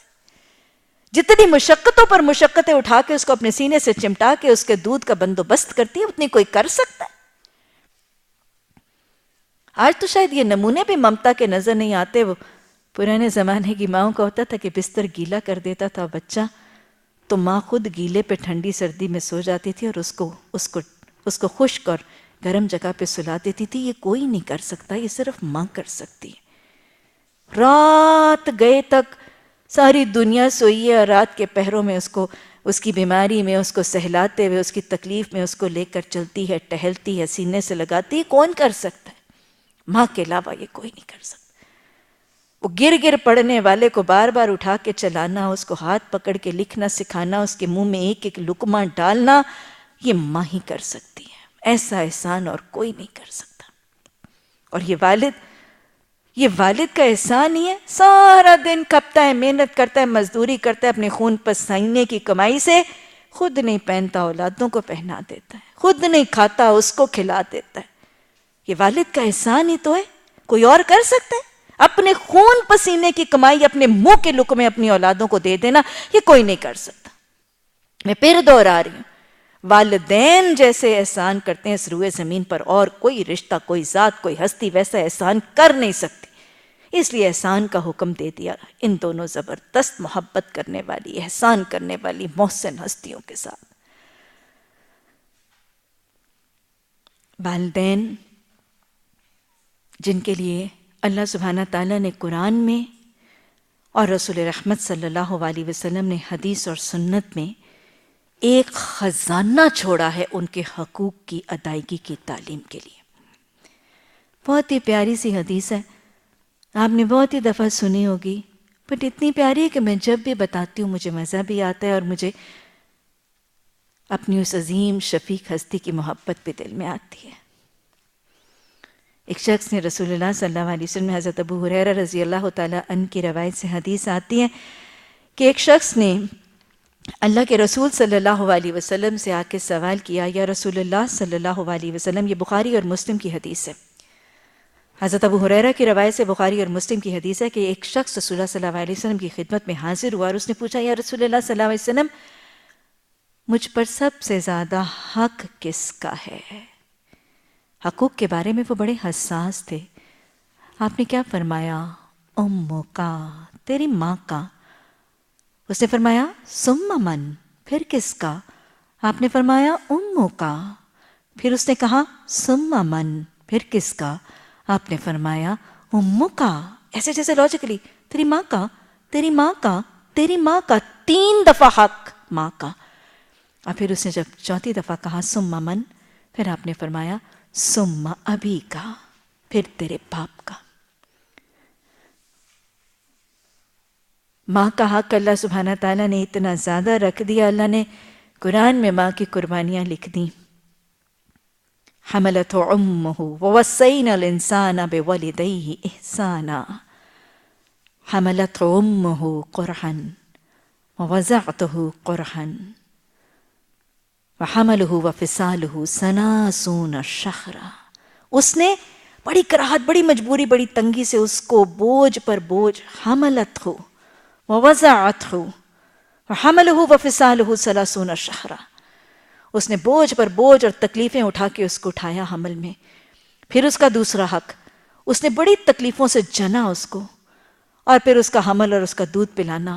تو یہ 3 معاملات جو ماں کرتی ہے جو باپ نہیں کرتا، حمل، وضع حمل اور رضاعت، یہ وہ 3 عمل ہیں جو ماں کرتی ہے اور باپ نہیں کرتا. اللہ سبحانہ تعالیٰ نے اس وجہ سے ماں کا حق باپ کے حق سے 3 گنا زیادہ رکھ دیا. ایک شخص، واقعہ آتا ہے کہ وہ رسول اللہ صلی اللہ علیہ وسلم کے پاس آیا اور اس نے اپنی ماں کا شکوہ کیا. اس نے کہا، یا رسول اللہ صلی اللہ علیہ وسلم، میری ماں بڑی بد اخلاق ہے، آپ نے کہا کیا وہ اس وقت بھی بد اخلاق تھے جب تو اس کے رحم میں جنین تھا؟ یعنی وہ چھوٹا سا بچہ، وہ جو لیچ کی طرح ماں کے رحم مادر میں چپکا ہوتا ہے، اس وقت بھی بد اخلاق تھی؟ اس نے کہا یا رسول اللہ صلی اللہ علیہ وسلم آپ کو نہیں معلوم، آپ کے علم میں نہیں ہے، وہ بڑی بد مزاج ہے، بڑی چڑچڑی ہے۔ بس اوقات والدان بوڑھے ہو جاتے نا تو اماں بڑی چڑچڑی ہو گئی ہے۔ اللہ کے رسول صلی اللہ علیہ وسلم نے فرمایا کیا وہ اس وقت بھی بد مزاج تھی جب تجھے راتوں کو اپنے سینے سے لگا کے چمٹائے پھرتی تھی؟ تو اس وقت تو تجھے بد مزاجیاں نظر نہیں آتی۔ اس نے کہا یا رسول اللہ صلی اللہ علیہ وسلم میں نے اپنی ماں کا حق دے دیا۔ آپ نے کہا تو نے کیا کیا؟ اس نے کہا میں نے اپنی ماں کو اپنے کندھوں پہ بٹھا کر حج کروایا ہے۔ بڑا کام کیا، آج کی اولادیں تو اتنا بھی نہیں کرتی۔ بڑا کام کیا میں کہتی ہوں، میں نے اس کو کندھوں پہ بٹھا کے حج کروایا۔ آپ صلی اللہ علیہ وسلم نے اتنا مارکا کرنے والے بیٹے کو بھی کیا کہا تھا، تو نے تو بھی اس کی درد زی کی دردوں کا بدلہ بھی نہیں چکایا۔ کس ہوا میں پھرتا ہے کہ میں نے اس کا بدلہ دے دیا؟ اس نے جو تجھے جننے کے لیے، اس دنیا میں لانے کے لیے جو درد زی کی دردیں اٹھائی تھی نا، تو نے تو بھی اس کا بھی بدلہ نہیں اٹھایا۔ باقی تو اس نے تیرے لیے پتہ نہیں کیا کیا کچھ۔ والدین وہ ہستیاں جن کا بدلہ ہم دے نہیں سکتے۔ اور والد کے لیے حدیث کے الفاظ ہیں، رسول اللہ صلی اللہ علیہ وسلم نے ماں کا حق اور قرآن نے ماں کا حق 3 گنا تو رکھ دیا، لیکن یہ کبھی مت سوچیے گا کہ والد کا حق کم ہے۔ حدیث کے الفاظ ہیں، تمہارا باپ تمہاری جنت کا دروازہ ہے، تمہارا باپ تمہاری جنت کا دروازہ ہے، تم چاہے اسے لے لو اور تم چاہے اسے چھوڑ دو۔ اور پھر حدیث کے الفاظ آتے ہیں، باپ کی رضا جنت کی رضا۔ گویا جس کا باپ راضی اس کا رب راضی، اور جس کا باپ ناراض اس کا رب ناراض۔ جنت کا راستہ بھی اور جنت کا دروازہ بھی باپ سے ہے، اور رب کی رضا اور رب کی ناراضگی بھی باپ کے ساتھ منسوب ہے۔ وہ واقعہ آتا ہے نا، اور اس میں بہت ایک لمبی سی نظم بھی ہے، شاعری بھی ہے۔ عربوں کے اندر شاعری کا رجحان بہت زیادہ تھا، اور ایک بہت خوبصورت سی اس میں شاعرانہ انداز میں بھی ایک شاعر نے اس واقعے کو لکھا ہے۔ واقعہ کچھ ایسے ہے کہ اللہ کے رسول صلی اللہ علیہ وسلم کے پاس ایک بوڑھا باپ اپنی شکایت اور شکوہ لے کر آیا، اور اس کا جوان بیٹا بھی اس کے ساتھ تھا۔ باپ نے اپنے بیٹے کو دکھا کر رسول رحمت صلی اللہ علیہ وسلم سے اپنی حالت زار بیان کی۔ باپ نے کیا کہا؟ بہت ہی خوبصورت سے وہ شاعرانہ الفاظ ہیں۔ I wish I could read it کہ آپ اس عربی کو سمجھ بھی سکیں۔ ترجمہ اتنا خوبصورت ہو ہی نہیں سکتا جتنے وہ شعر الفاظ خوبصورت ہیں۔ باپ نے کہا یا رسول اللہ صلی اللہ علیہ وسلم، جب میں جوان تھا تو میں اپنے منہ کا لقمہ اس کو دیتا تھا، اس کی ضرورتیں حاجتیں اس کی پوری کرتا تھا، اپنا کل مال اپنی کل پونجی اس پر خرچ کرتا تھا۔ باپ ایسے کرتے ہیں، اس میں کوئی شک کی بات نہیں، کوئی انہونی بات نہیں کر رہا تھا، سب باپ ایسے کرتے ہیں۔ اب میں بوڑھا ہو گیا، میری کمر جھک گئی، میرے بالوں میں سفیدی آ گئی، اب یہ جوان ہے اور یہ اپنا مال مجھ سے چھپا چھپا کے رکھتا ہے۔ راوی کہتے ہیں کہ رسول اللہ صلی اللہ علیہ وسلم کو جو باپ نے اپنے بڑھاپے اور اپنی جوانی کے یہ واقعات کا اور اپنے بیٹے کا یہ شکوہ اس کے رویے کا کیا، رسول رحمت صلی اللہ علیہ وسلم کی آنکھوں سے آنسو جاری ہو گئے، اور کہتے ہیں کہ اتنا آپ صلی اللہ علیہ وسلم کی آنکھوں سے آنسو جاری ہو گئے کہ آپ کی داڑھی مبارک تر ہو گئی، اور آپ صلی اللہ علیہ وسلم نے پھر کچھ وقفے کے بعد اس بیٹے کے سینے پر آپ صلی اللہ علیہ وسلم نے ہاتھ مار کر کچھ فرمایا۔ اور یاد رکھیے گا، یہ جو تاکید آپ نے اس نوجوان بیٹے کو کی تھی، یہ صرف اس کو نہیں کہا تھا، یہ حدیث تمام بیٹوں اور بیٹوں کے ساتھ ان بہوؤں کو بھی تاکید ہے۔ آپ صلی اللہ علیہ وسلم نے اس بیٹے کے سینے پر ہاتھ مار کے فرمایا تھا، سن، تو اور تیرا مال تیرے باپ کے ہیں۔ یعنی آج تو جس مالی سطح پر پہنچا ہے، آج تو جو کمانے کے قابل ہوئے، جو تیرا علم، تیرا فن، تیرا ہنر، تیری یہ ساری صلاحیتیں تیرے ماں باپ کی محنت و کوششوں اور کاوشوں کی وجہ سے تھی۔ آج تو جس مقام پر کھڑا ہے، آج تو جو کما رہا ہے، یہ کس وجہ سے کما رہا ہے؟ انہوں نے تجھے پڑھایا لکھایا، تجھ پر جتن کیے، تجھ پر محنتیں مشقتیں کی، تجھے یہ سارا فن ہنر صلاحیتیں دی کہ آج تو کمانے کے قابل ہو۔ سن، تو اور تیرا مال تیرے باپ کے ہے۔ اللہ کے رسول صلی اللہ علیہ وسلم کے پاس حضرت ابو امامہ کی روایت سے حدیث آتی ابن ماجہ کی کہ ایک صحابی رسول اللہ صلی اللہ علیہ وسلم کی خدمت میں حاضر ہوئے اور پوچھا یا رسول اللہ صلی اللہ علیہ وسلم میرے والدین کا مجھ پر کیا حق ہے؟ میرے والدین کا مجھ پہ کیا حق ہے؟ کیا حق ہے کہ جواب میں آپ نے فرمایا وہی تو تمہاری جنت اور دوزخ ہیں، کہ مطلب تم حق کے بارے میں کیا پوچھتے ہو؟ والدین کا حق پوچھتے ہو، وہی تو تمہاری جنت اور دوزخ ہیں۔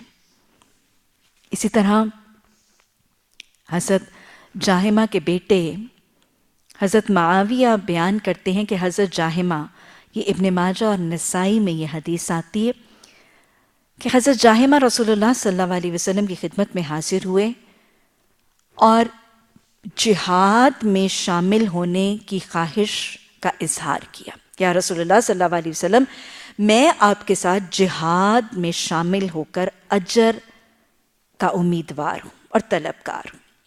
آپ صلی اللہ علیہ وسلم نے حضرت جاہمہ کے بیٹے حضرت معاویہ فرماتے ہیں کہ آپ نے اس خواہش کے اظہار پر حضرت جاہمہ کو پوچھا کیا تمہارے والدین حیات ہیں؟ کیا تمہارے والدین حیات ہیں؟ تو حضرت جاہمہ نے فرمایا یا رسول اللہ صلی اللہ علیہ وسلم میری والدہ حیات ہیں۔ آپ نے فرمایا انہی کی طرف پلٹ جاؤ، اسی کے قدموں تلے تمہاری جنت ہے۔ اسی طرح ایک اور جگہ حدیث میں واقعہ آتا ہے، مسلم شریف کا واقعہ حضرت عمرو ابن العاص۔ عمرو ابن العاص کے بیٹے حضرت عبداللہ فرماتے ہیں کہ ایک شخص رسول اللہ صلی اللہ علیہ وسلم کی خدمت میں حاضر ہوا اور کہنے لگا یا رسول اللہ صلی اللہ علیہ وسلم میں آپ کے دست مبارک پر جہاد اور ہجرت کی بیعت کرتا ہوں اور بہترین اجر کا امیدوار ہوں، کہ میں چاہتا ہوں کہ میں جہاد بھی کروں، میں ہجرت بھی کروں اور میں اس کے بدلے اللہ سبحانہ تعالیٰ سے بہترین اجر کا بھی طلبگار ہوں۔ ان سے بھی آپ صلی اللہ علیہ وسلم مہاجر بننے آئے، ہجرت کرنے اور جہاد کی طلب اور تڑپ میں آئے۔ کتنے بڑے دو عمل، ہجرت اور جہاد بڑے افضل عمل ہیں۔ آپ صلی اللہ علیہ وسلم نے ان سے سوال کیا کہ تیرے والدین حیات ہیں؟ انہوں نے کہا میرے والدین حیات ہیں۔ آپ صلی اللہ علیہ وسلم نے فرمایا انہی کے پاس لوٹ کر ان سے نیک سلوک کرو۔ اللہ کے حق کے بعد پہلا حق والدین کا ہے۔ حدیث کے الفاظ ایک اور جگہ بھی آتے ہیں، حضرت عبداللہ بن مسعود، بخاری اور مسلم شریف کی حدیث ہے۔ حضرت عبداللہ بن مسعود نے رسول اللہ صلی اللہ علیہ وسلم سے سوال کیا کہ رسول اللہ صلی اللہ علیہ وسلم اللہ کو کون سے نیک عمل سب سے زیادہ پسند ہیں؟ ٹاپ آف دا لائن، اللہ کے پسندیدہ عمل۔ آپ صلی اللہ علیہ وسلم نے فرمایا نماز وقت پر، نماز وقت پر، والدین کے ساتھ نیک سلوک کرنا اور اللہ کی راہ میں جہاد کرنا۔ حضرت ابو بکرہ کی روایت سے حدیث کے الفاظ آتے ہیں کہ آپ صلی اللہ علیہ وسلم نے فرمایا کیا میں تمہیں 3 بڑے بڑے گناہ نہ بتا دوں؟ وہاں نیکیوں کا تصور سمجھایا جا رہا ہے، یہاں گناہ کا تصور۔ راوی کہتے ہیں کہ آپ صلی اللہ علیہ وسلم ایک محفل میں تھے، آپ ٹیک لگا کر تشریف فرماتے اور آپ نے مخاطب کر کے صحابہ کو فرمایا کیا میں تمہیں بڑے بڑے 3 گناہ نہ بتا دوں، یعنی 3 کبیرہ گناہوں کی فہرست۔ صحابہ اکرام نے فرمایا یا رسول اللہ صلی اللہ علیہ وسلم ضرور بتائیے، یہ ضرور بتائیے۔ میں آپ صلی اللہ علیہ وسلم نے 3 بڑے بڑے گناہوں کی فہرست میں فرمایا اللہ کے ساتھ شرک کرنا، اللہ کے ساتھ کسی اور کو شریک کرنا یا شرک کرنا، والدین کی نافرمانی کرنا۔ اور راوی کہتے ہیں آپ نے یہ 2 باتیں بتانے کے بعد آپ ٹیک لگا کر بیٹھے ہوئے تھے، آپ اٹھ کر بیٹھ گئے، گویا کوئی سم تھنگ مور امپورٹنٹ۔ اور کہتے ہیں کہ آپ صلی اللہ علیہ وسلم نے پھر 3 دفعہ دہرایا جھوٹی گواہی دینا، جھوٹی گواہی دینا، جھوٹی گواہی دینا۔ گویا 3 بڑے بڑے کبیرہ گناہوں کی فہرست میں سیکنڈ آن لائن والدین کی نافرمانی، جنت میں جانے والے اعمال کی فہرست میں سیکنڈ آن لائن والدین کی فرما برداری۔ اسی طرح حدیث کے الفاظ ایک اور جگہ آتے ہیں، حضرت ابو عیسیٰ مغیرہ ابن شعبہ کی روایت سے حدیث کے الفاظ آتے ہیں کہ آپ صلی اللہ علیہ وسلم نے فرمایا اللہ سبحانہ تعالیٰ نے حرام کر دیا ہے. گویا اب یہاں پر پیچھے 3 کبیرہ گناہ ہیں، یہاں پر 5 حرام کردہ عمل ہے. یاد رکھیے گا جن چیزوں کے لیے حرام کا لفظ کہہ دیا جائے اس عمل کو کرنا بھی کبیرہ گناہ ہوتا ہے. حرمت کے الفاظ یا حرام کر دیے کے الفاظ جس گناہ کے لیے آتے ہیں، جس عمل کے لیے آتے ہیں، اس عمل کا کر دینا بھی کبیرہ گناہ ہے. کوئی انڈائریکٹلی بھی کبیرہ گناہوں کی فہرست ہے. اللہ سبحانہ تعالیٰ نے حرام کر دیا ہے تم پر شرک، بیٹیوں کو زندہ دفن کرنا، یہ عربوں کے اندر رائج تھا، ماؤں کو ستانا. آج تو پتہ نہیں بیچاری ماؤں کو کیسے کیسے ستایا جاتا ہے. پیسے لینے پر، پاکٹ منی کے مطالبے پر گاڑی مانگی جا رہی ہے، موبائل مانگا جا رہا ہے، کھانے کے اوپر ستایا جا رہا ہے، لباسوں پہ ستایا جا رہا ہے، کام نہ کر کے ستایا جا رہا ہے، لڑائی جھگڑا کر کے ستایا جا رہا ہے، زیادہ سو کے ستایا جا رہا ہے، بے نمازی بن کے ستایا جا رہا ہے. ماؤں کو ستانا، ہرس اور بخل اور بیکار کی لا یعنی گفتگو، یہ 5 چیزیں حرام ہیں. پھر دوہرا دوں، شرک، بیٹیوں کو زندہ دفن کرنا، ماں کو ستانا، ہرس اور بخل اور بیکار کی لا یعنی گفتگو. اللہ کے رسول صلی اللہ علیہ وسلم، راوی کہتے ہیں کہ ایک دن آپ محفل میں تشریف فرما تھے اور آپ فرمانے لگے خاک آلود ہو اس شخص کی ناک، خاک آلود ہو اس شخص کی ناک، خاک آلود ہو اس شخص کی ناک. صحابہ کہتے ہیں آپ کس کے حق میں فرما رہے ہیں؟ آپ نے وضاحت فرمائی وہ شخص جس نے اپنے والدین میں سے ایک یا دونوں کو بڑھاپے کی حالت میں پایا اور اس کی خدمت کر کے جنت کا حقدار نہ بن گیا. اسی طرح حدیث کے الفاظ آتے ہیں، آپ صلی اللہ علیہ وسلم، راوی فرماتے ہیں کہ آپ ممبر رسول صلی اللہ علیہ وسلم کے 3 زینوں پر چڑھتے جا رہے. پہلے زینے پر آپ نے اپنا قدم، زینہ کہتے ہیں سٹیپ کو، ممبر پر بیٹھ کے آپ واعظ نصیحت کرتے ہیں نا، تو لہٰذا آپ نے پہلے زینے پر جب قدم رکھا تو راوی کہتے ہیں آپ نے فرمایا آمین. دوسرے زینے پر قدم رکھا، پھر فرمایا آمین، اور تیسرے زینے پر قدم رکھنے کے بعد آپ نے پھر فرمایا آمین. راوی کہتے ہیں کہ صحابہ اکرام نے پوچھا یا رسول اللہ صلی اللہ علیہ وسلم، ہم نے تو آپ کو اور کسی کو کوئی دعا مانگتے ہوئے نہیں سنا، آپ نے کس چیز پر آمین کہا؟ ذرا کان کھول کے سنیے گا. آپ صلی اللہ علیہ وسلم نے فرمایا کہ جبریل امین نے 3 لوگوں پر لعنت کی ہے. جبریل امین نے 3 لوگوں پر لعنت کی ہے، میں نے ان کی اس لعنت کی دعا پر آمین کہا ہے. بتائیں مجھے کیا یہ دعا قبول ہوگی؟ دعا کی ہے لعنت کی. لعنت کا مطلب ہوتا ہے اللہ کی رحمت سے محروم، اور رحمت سے جو محروم ہو جائے، رسول اللہ صلی اللہ علیہ وسلم نے فرمایا تھا عائشہ اگر میں بھی اللہ کی رحمت سے محروم ہو گیا تو میں بھی جنت میں داخل ہوں. اللہ کی رحمت کے بغیر کوئی جنت میں داخل نہیں ہو سکتا. تو لعنت کا مطلب ہے رحمت کی محروم. مجھے بتائیں حضرت جبریل امین لعنت کی دعا کریں اور آمین کہیں محبوب خدا صلی اللہ علیہ وسلم، دعا تو قبول ہوگی، لعنت تو پڑے گی.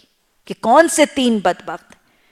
ایک آپ نے فرمایا وہ شخص جس کے سامنے محمد صلی اللہ علیہ وسلم کا نام لیا جائے اور وہ آپ پر درود نہ بھیجے.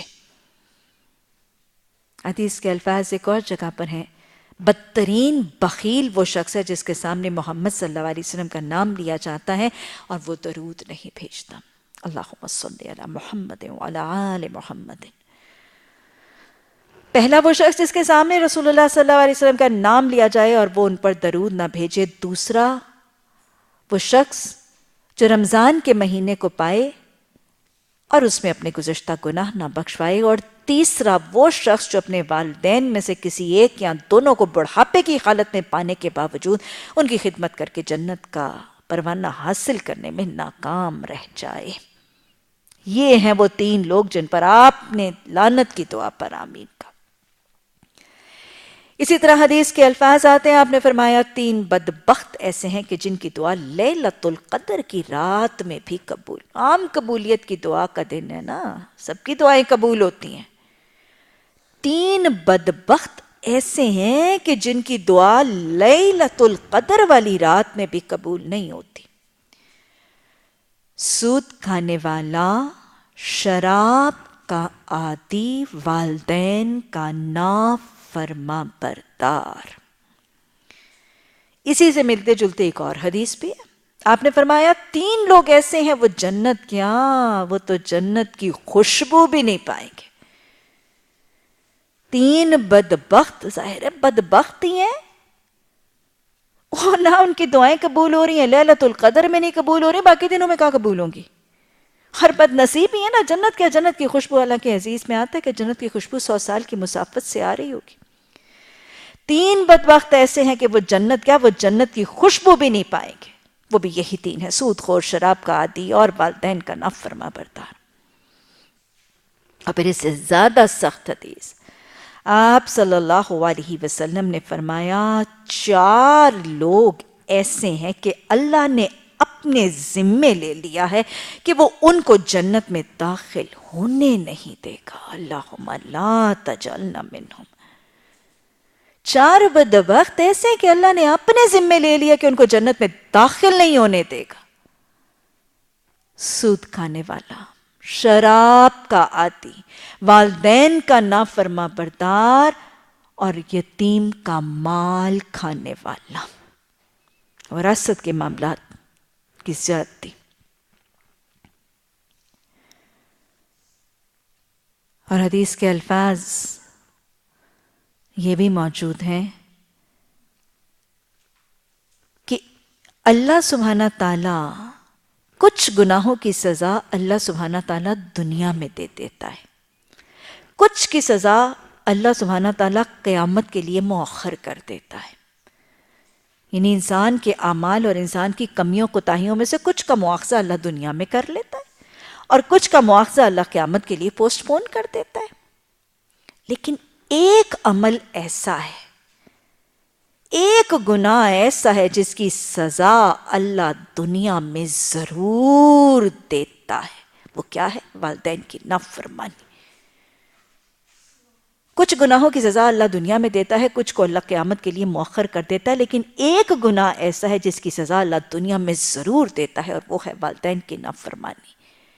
اور یاد رکھیے گا، والدین کی نافرمانی کی سزا اکثر جس شکل میں ملتی ہے وہ مقافات عمل کی شکل میں ملتی ہے، وہ تاریخ اپنے آپ کو دوہرا لیا کرتی ہے، جو کیا تھا ویسا ہی آگے بھرنا پڑتا ہے۔ وہ کہتے ہیں نا، جیسا کرو گے ویسا بھرو گے، جیسا والدین کے ساتھ کیا جاتا ہے ویسی اس سے بڑھ کے اولادوں کے ذریعے آزمائش پڑ جاتی ہے۔ یہی مقافات عمل عموماً والدین کی نافرمانی کی سزا ہے۔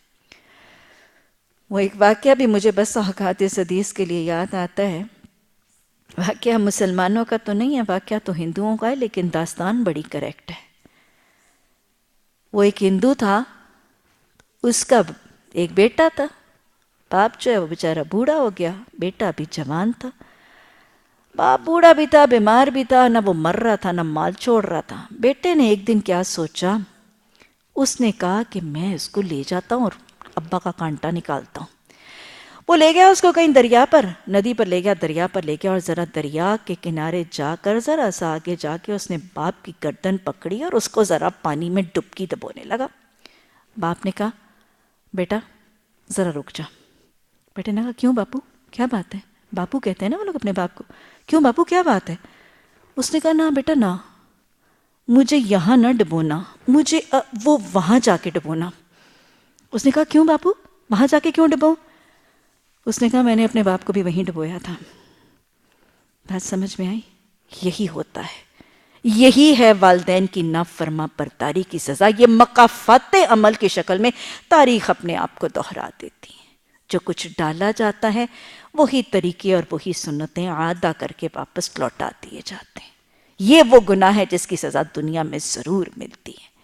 اور کیسا گناہ ہے، اللہ نے قرآن میں، حدیث میں اتنی زیادہ تاکید فرمائی اور حدیث نے وارن کر دیا۔ کچھ کچھ نیکیاں ایسی ہیں جو گناہوں کو لے جاتی ہیں، کچھ گناہ ایسے ہیں جو چند نیکیوں کو لے جاتے ہیں، لیکن ایک گناہ ایسا ہے جو ساری نیکیوں کو جلا کے راکھ کر دیتا ہے، برباد کر دیتا ہے۔ حدیث کے الفاظ ہیں، بہت زیادہ بچنا ضروری ہے اور بہت زیادہ یاد رکھنا اور جاننا ضروری ہے۔ آپ صلی اللہ علیہ وسلم نے فرمایا ایک گناہ ایسا ہے جس کے ساتھ کوئی نیکی کام نہیں آتی، ساری نیکیاں برباد ہو جائیں گی۔ وضو نہیں کریں گے تو وہ نماز قبول نہیں ہوگی، ہے نا؟ کچھ نیکیاں، کچھ ایسے عمل ہوتے ہیں وہ نہیں کریں گے تو دوسری نیکیاں قبول نہیں ہوگی، لیکن یہ ایسا گناہ ہے کہ یہ ایک کام کرنے سے ساری نیکیاں برباد۔ ایک گناہ ایسا ہے جس کے ساتھ کوئی نیکی کام نہیں آتی، اور وہ گناہ کون سا ہے؟ والدین کی نافرما برداری۔ اور تصدیق کے طور پہ یہ واقعہ ذہن نشین کر لیجئے کہ واقعی نیکیاں کام نہیں آئیں گی۔ حضرت علقمہ کا واقعہ موجود ہے۔ حضرت علقمہ رسول اللہ صلی اللہ علیہ وسلم کے صحابہ اکرام، آپ کے ساتھیوں میں سے ہیں، بدری صحابی ہیں۔ آپ کو پتہ ہے بدری صحابہ کی کیا فضیلت ہے، کیا درجہ ہے اسلام کی تاریخ میں؟ ان کی بیوی، حضرت علقمہ کی بیوی جو ہے، یہ ان کا قصہ بیان کرتی ہیں اور کہتی ہیں کہ معاملہ یہ تھا کہ علقمہ کی موت کا وقت تھا، آپ کو پتہ ہے حالت نزا۔ تو کہتی ہیں کہ ہم سب اہل خانہ ان کے گرد بیٹھے تھے اور ہم سب کوشش کر رہے تھے کہ ان کی زبان پر کلمہ جاری ہو جائے، کیونکہ حدیث کا وعدہ بھی ہے اور حدیث کی تاکید بھی۔ حدیث کی تاکید ہے کہ اپنے مرنے والوں کے ارد گرد کلمہ پڑھا کرو تاکہ ان کی زبانوں پہ بھی جاری ہو جائے، کیونکہ جو شخص اس حالت میں اس پہ موت آئی کہ اس کی زبان پر کلمہ ہوا، وہ بخش دیا جائے گا۔ تو لہٰذا اہل خانہ بیٹھے ہیں، ارد گرد کلمہ پڑھ رہے ہیں، لیکن وہ لوگ ریئلائز کر رہے ہیں کہ ہم کلمہ پڑھتے جا رہے ہیں، حضرت علقمہ کا کہ ان کی زبان پر، ارے مجاہد ہیں، بدری صحابی ہیں، لیکن ان کی زبان پر کلمہ جاری نہیں۔ اپسیٹ ہو گئے گھر والے۔ بیوی جو ہیں، وہ زوجہ جو ہیں، وہ رسول اللہ صلی اللہ علیہ وسلم کے پاس آئی۔ جب مسئلہ ہوتا تھا تو وہ کس کی طرف آتے تھے؟ آپ کی طرف۔ بتایا گیا یا رسول اللہ صلی اللہ علیہ وسلم یہ حالت ہے اور حضرت علقمہ نہیں پڑھ پا رہے ہیں اور پڑھ نہیں سک رہے ہیں کلمہ۔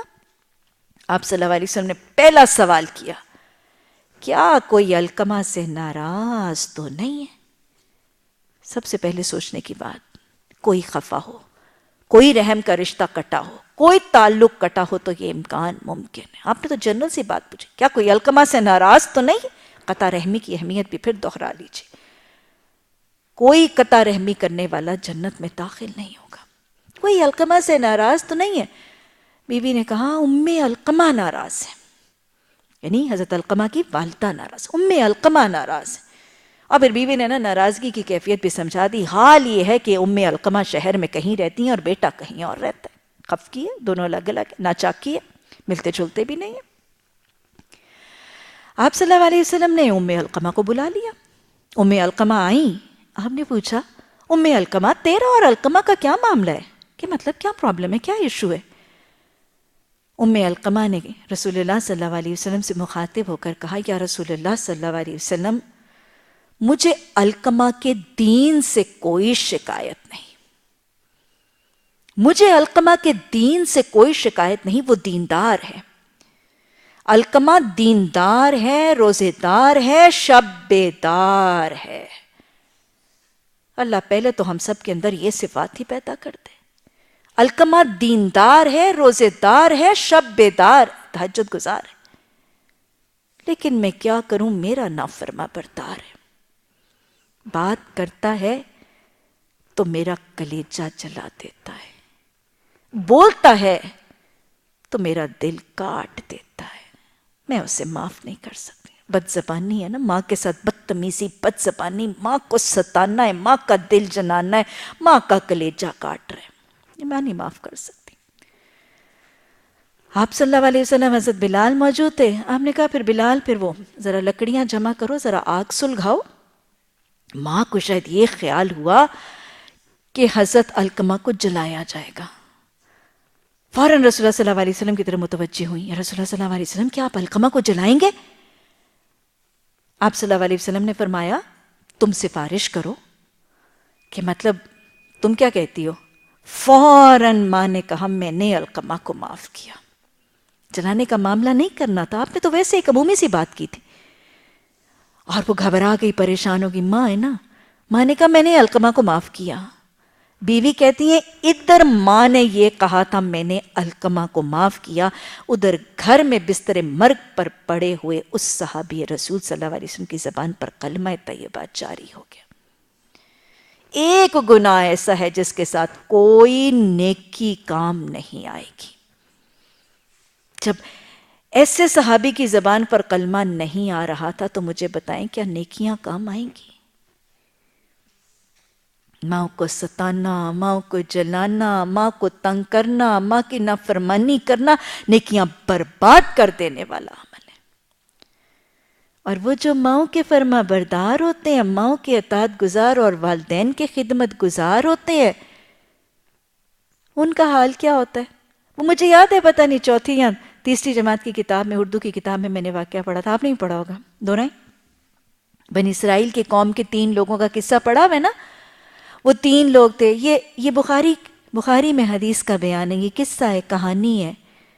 حدیث میں ہمیں قصے بھی بڑے خوبصورت بتائے گئے نا ہماری اصلاح کے لیے۔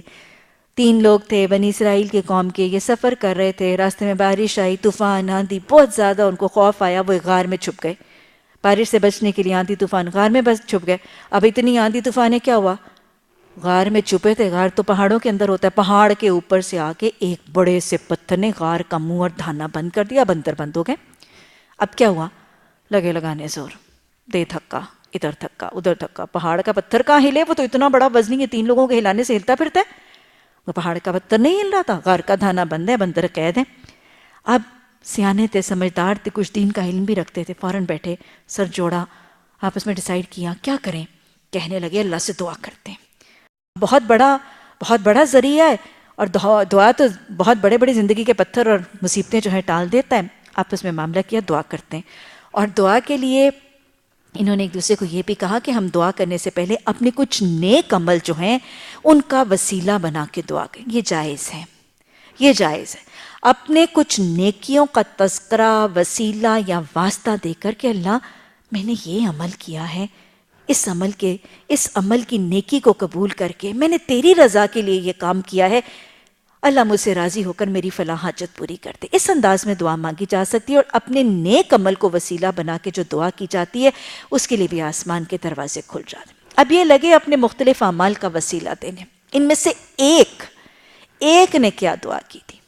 ایک نے اپنے والدین کی خدمت، اور کیسی بے لوث خدمت، اور اپنے والدین کی جو ترجیحات ہیں اس کو وسیلہ بنا کے دعا کی تھی۔ اس نے کہا الہی تو جانتا ہے کہ میرا بکریوں کا ریوڑ ہے، اور میں بس اپنی گلہ بانی سے ہی اپنا معاش کا ذریعہ کماتا ہوں، اور میں صبح صبح اپنی بکریوں کو چرانے کے لیے لے جاتا ہوں، سارا دن میری بکریاں چرتی ہیں، میں واپس شام کو واپس اپنا معمول بتایا نا، اور میں آتا ہوں، اور جب اپنی بکریوں کے ریوڑ کو اپنے گھر واپس لاتا ہوں سب سے پہلے ان کا دودھ دوہتا ہوں، تو کیا کرتا ہوں؟ سب سے پہلے گھر میں بیوی بھی ہے، بچے بھی ہیں، بوڑھے ماں باپ بھی ہیں۔ حدیث کے الفاظ یاد رکھیے گا۔ حضرت عائشہ کی روایت سے حدیث آتی ہے کہ آپ صلی اللہ علیہ وسلم نے فرمایا ایک مرد پر سب سے زیادہ حق اس کی ماں کا ہے، اور سب سے زیادہ قرب یعنی کلوزنس اور انڈرسٹینڈنگ سب سے زیادہ بیوی کے ساتھ ہوگی، لیکن حق اطاعت کا، احترام کا، محبت کا، عقیدت کا اور حکم ماننے کا حق سب سے زیادہ ماں کا ہے۔ محبت اور کلوزنس بیوی کے ساتھ ہے، یہ بیلنس ہے جو شریعت ہمیں سکھاتی۔ تو اس کے گھر میں بیوی بھی ہے، اس کے بچے بھی ہیں، اس کے بوڑھے والدین بھی ہیں، تو اس نے کہا کہ یا رسول اللہ یا اللہ تو جانتا ہے کہ جب میں واپس آتا ہوں تو میں دودھ دونے کے بعد پیالہ بھر کے سب سے پہلے اپنے بوڑھے کمزور والدین کو پیش کرتا ہوں۔ یہ تو بذات خود ایک بہت بڑی نیکی تھی۔ پھر اس نے ایک اپنا واقعہ بھی بتایا۔ اس نے کہا کہ یا اللہ ایک دن ایسا ہوا کہ میں اپنی بکریوں کو چراتے چراتے بہت ہی دور نکل گیا، اور گویا مجھے واپس آتے آتے بہت دیر ہو گئی، رات چھا چکی تھی، اندھیرا ہو چکا تھا، میرے بوڑھے ماں باپ میرا انتظار کر کے بھوکے سو چکے تھے۔ کہتے میں گھر پہنچا، میں نے جلدی جلدی اپنی بکریوں کو باندھا، ان کا دودھ دویا اور میں نے پیالے میں ڈالا، اور میں نے دیکھا کہ میرے والدین سو چکے ہیں۔ کیا کیا اس نے؟ کہتا ہے کہ میں سارے رات اپنے والدین کے سرہانے وہ دودھ کا پیالہ پکڑ کے تھام میں اس انتظار میں کھڑا رہا کہ میرے بوڑھے ماں باپ بھوک سے تنگ ہو کے اٹھیں گے تو میں ان کو دودھ پیش کروں گا۔ اور پھر ساتھ اس نے ایک اور اپنی ترجیح بھی بتائی یہ بذات خود کتنی بڑی نیکی. کہتا ساری رات میں کھڑا رہا, دودھ کا پیالہ لیے ان کے سرہانے کہ بھوکے سو گئے, رات کو کہیں بھوک ستائے گی, پھر اٹھیں گے تو کہیں ان کو بھوکا نہ رہنا پڑے.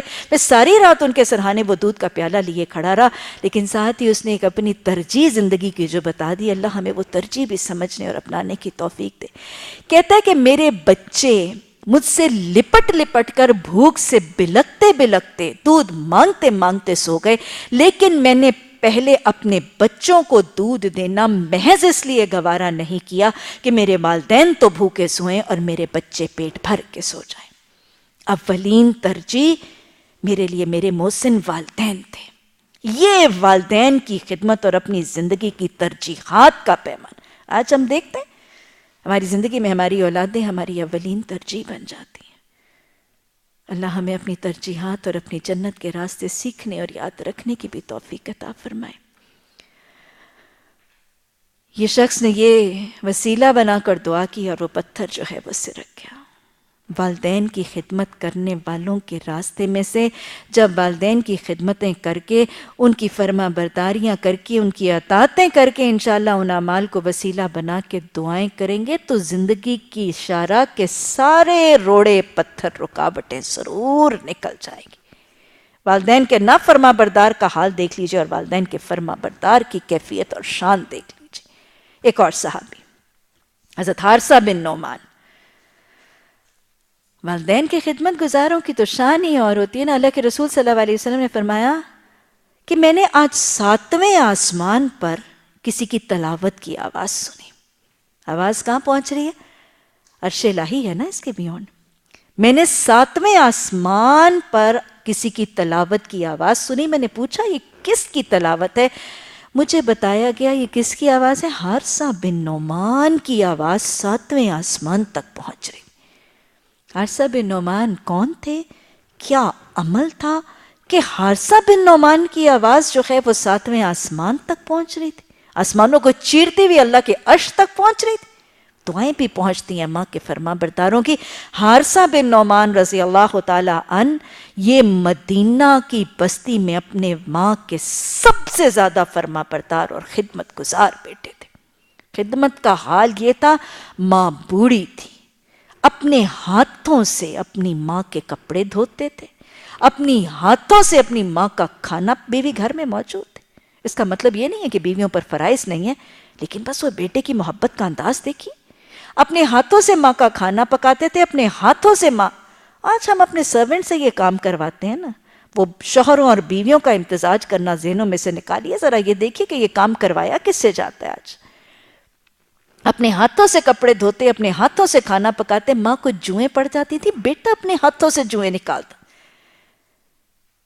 اور پھر حضرت نعمان بن حارثہ کا ادب اور احترام کا طریقہ, ماں بوڑھی ہو گئی تھی, ماں کو سنائی بھی کم دیتا تھا اور بولتی بھی بہت آہستہ تھی. حضرت نعمان کا طریقہ یہ تھا کہ ماں جب بات کری ہوتی تھی تو ہاتھ باندھ کے نگاہیں نیچی کر کے کھڑے رہتے تھے. ماں جتنا بولتی تھی, جتنا سمجھ آ جاتا تھا وہ سمجھ لیتے تھے, اور جو نہیں سمجھ آتا تھا اس پہ ماں کو برا بھلا نہیں کہتے تھے, ماں کو خفگی کا معاملہ نہیں کرتے تھے. ماں کے ساتھ آگے تابڑ توڑ جواب اور اس کی تنقید اور اس کا مذاق بھی نہیں اڑاتے.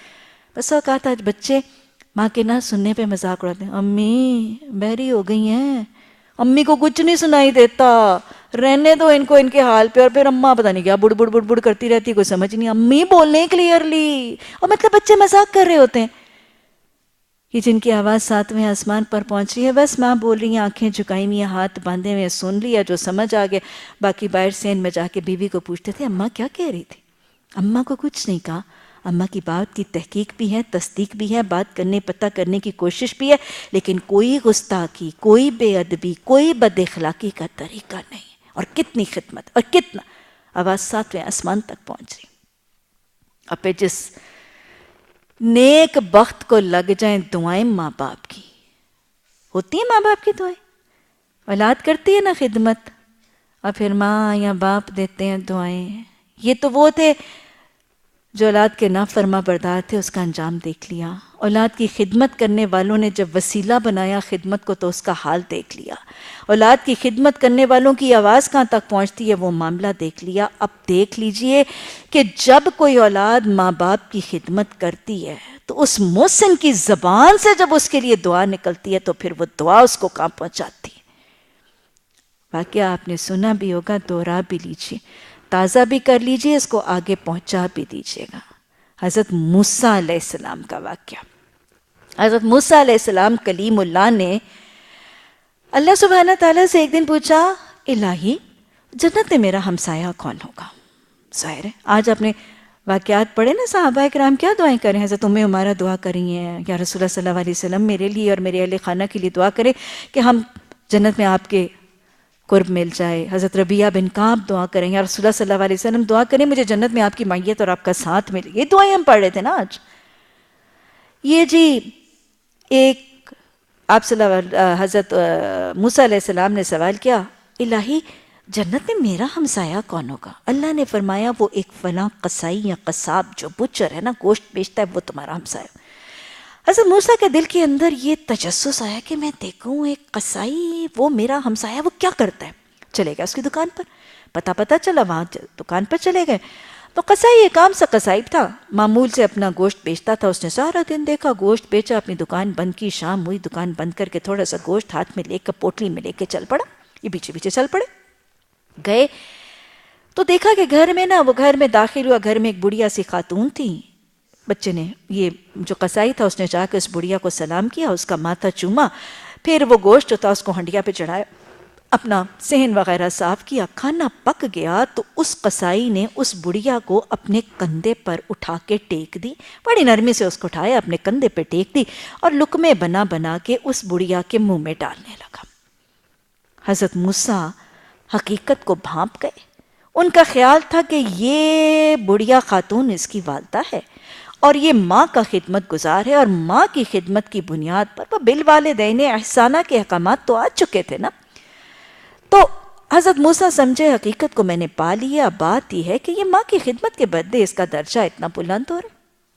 یہ بیٹا، یہ قصائی جب اپنے کام سے فارغ ہوا، حضرت موسیٰ علیہ السلام سے بات کی تو حضرت موسیٰ علیہ السلام نے اب اپنا جو ان کا گمان تھا اس کو کنفرم کرنے کے لیے پوچھا کہ میرے بھائی یہ کون ہے؟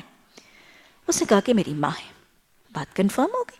حضرت موسیٰ سمجھے کہ میں بات کی تہ تک پہنچ گیا ہوں. بہت حد تک پہنچ گئے تھے لیکن اصل بات تک پہنچے نہیں تھے. حضرت موسیٰ علیہ السلام نے کہا کہ میرے بھائی میری بات سنو، کہ ایک بات ہے کہ میں دیکھ رہا تھا کہ جب تو اسے اپنے کندھے کی ٹیک دے کے لقمے بنا کے تو اس کے منہ میں ڈال رہا تھا تو میں سن رہا تھا کہ یہ تیری ماں جو ہے یہ خاتون کچھ بڑبڑا رہی تھی. مجھے سمجھ نہیں آ رہا تھا یہ کیا کہہ رہی تھی، مجھے بتاؤ وہ کیا کہہ رہی تھی. یہ جو قصائی تھا اس نے کہا میرے بھائی اصل بات یہ کہ میری اماں جو ہے نا، میں جب یہ کرتا ہوں وہ ہمیشہ مجھے ایسے ہی کہتی ہیں. وہ ذرا جیسے شرما سا گیا اور اس نے بتانے سے انکار کیا. حضرت موسیٰ نے پھر ضد کی، نہیں نا مجھے بتاؤ اس نے کیا کہا تھا، یہ کیا کہتی ہے. اس نے کہا نہیں بھائی اماں ہمیشہ ایسے کہتی ہے، آپ رہنے دیں. حضرت موسیٰ نے پھر ضد کی، وہ ضد ہو گئے، کیا کہتی ہے بتاؤ مجھے کیا کہتی ہے، جب وہ تمہارے منہ میں لقمے تم اس کے منہ میں ڈال لیتے کچھ تو کہتی ہے، کیا بڑبڑاتی. اب اس نے پھر کہا کہ میری ماں جب میں لقمے اس کے منہ میں ڈالتا ہوں تو اس وقت اس موقع پر میری ماں مجھے ہمیشہ ایک ہی دعا دیتی ہے، اور میری ماں مجھے کہتی ہے کہ جا اللہ تیرا ساتھ موسیٰ کے ساتھ کر دے. اللہ سبحانہ تعالیٰ ہمیں ماؤں کا خدمت گزار بنا دے. اللہ والدین کا حق شناس بنا دے. اللہ سبحانہ تعالیٰ ان عظیم محسنوں کا حق شناس بنا دے. اللہ ان کے ساتھ احسان کی بہترین توفیق عطا فرما دے. اور اللہ سبحانہ تعالیٰ ان کو ہمارے حق میں کثرت سے دعائیں کرنے والا بنا دے. اور اللہ سبحانہ تعالیٰ اللہ ان کو ہماری خدمتوں کا محتاج نہ کرنا، اللہ ان کو بیمار نہ کرنا، اللہ ان کو کمزور نہ کرنا، اللہ ان کو کسی محتاجی سے بھی بچا لینا، اللہ ان کو ہمارا محتاج بھی نہ کرنا، اللہ ان کو اپنے علاوہ کسی اور کا محتاج نہ کرنا. اللہ سبحانہ تعالیٰ اس کے باوجود ہمیں ان کے سامنے عاجزی اور انکساری اور ان کی خدمت کرنے والا بنا دے. اللہ ان خدمتوں کو قبول بھی فرما لے. اور اللہ جب خدمت کریں تو اللہ ان کی زبان سے نکلی بھی دعائیں ہمارے حق میں قبول بھی فرما لینا. اللہ ان دعاؤں کا طلبگار بنا دے، ان دعاؤں کا حریص بنا دے یا ارحم الراحمین. ہماری اولادوں کو بھی ہمارا فرما بردار اور اطاعت گزار بنا دے، اور اللہ ہمیں بھی کھلے دلوں سے ایمان کی حالت میں اصلاح کی نیت سے اللہ اپنی اولادوں کے لیے دعائیں کرنے والا بنا دے یا ارحم الراحمین. ہماری دعائیں بھی ہماری اولادوں کے حق میں قبول فرما. میری بہنوں، میری بیٹیوں، یہ والدین کے احکامات کے لیے حدیث کا یہ خزانہ، اس کو یاد بھی کر دیجئے. اور آج ہمارے معاشرے میں جب والدین کے حقوق میں بہت زیادہ کمی اور بہت زیادہ کوتاہیاں، معاشرے کو ان تعلیمات سے متعارف بھی کروا دیجئے تاکہ بہت سے لوگ اس بدبختی کے انجام سے بچنے والے بن جائیں. اور اللہ ان کی بدبختی سے بچانے کا اللہ ہمیں ان کے لیے اور ان کو ہمارے لیے صدقہ جاریہ بھی بنا دے. جب ہم والدین کے حوالے سے یہ بات کرتے ہیں تو یہ جاننا ضروری ہے کہ والدین کے زمرے میں آنے والے لوگ کون کون سے ہیں. یہ جو احکامات دیے گئے ہیں، یہ پابندیاں جو بتائی گئی ہیں، اور یہ احادیث کی اہمیت جو وضع کی گئی ہے، اس کے دائرے میں آنے والے لوگ کون سے ہیں؟ ماں باپ، نانی نانا، دادی دادا، پڑدادی پڑدادا، پڑنانی پڑنانا، یہ سارے grandparents, great grandparents سب اس زمرے میں ہیں. وہ کہتے ہیں نا سو فار سو گڈ، یہاں تک تو معاملہ چلتا ہے درست. اس کے علاوہ بھی 2 ہستیاں ہمارے ماں باپ کے درجے میں شامل ہیں اور حدیث کا جواز موجود ہے. ساس اور سسر مرد کے لیے بھی اور عورت کے لیے بھی اس کے ماں باپ کا درجہ رکھنے والے ہیں. جواز حدیث کا ہے. آپ صلی اللہ علیہ وسلم نے ایک صحابی سے مخاطب ہو کر فرمایا، اور یاد رکھیے گا آپ نے ایک مرد سے مخاطب ہو کر فرمایا تھا، پیغام مرد و زن کے لیے عام ہے. آپ نے مخاطب ہو کر فرمایا، سن تیرے 3 باپ ہیں، سن تیرے 3 باپ ہیں. جب بات باپوں کی ہو رہی ہے تو ماں پہ بھی اس بات کا اطلاق ہوگا. جب بات صحابی سے ہو رہی ہے تو صحابیات اور خواتین اسلام کو بھی حکم یہی ہوگا. اس کو اسپیسیفائی مت کر لیجئے گا کہ یہ صرف باپوں کے لیے ہے اور یہ مردوں کے لیے ہے. یہ مرد و زن دونوں کے لیے ہے، اور پھر ساتھ ساتھ یہ باپوں کے حکم کی اطلاق ماں پر بھی ہے. یہ دفعہ اسپیسیفکلی نہیں، جنرل بات ہوتی ہے، وہ سب پہ اطلاق ہوتا ہے. آپ نے فرمایا سن تیرے 3 باپ، اور جب باپ کا معاملہ ہے ماں کا تو حق ویسے ہی اسے 3 گنا ہے. سن تیرے 3 باپ ہیں، ایک تیرا نسب سے باپ، دوسرا تیری بیوی کا باپ، وہ کون ہے؟ سسر. دوسرا تیری بیوی کا باپ، اور تیسرا تیرا وہ استاد جس نے تجھے علم دیا.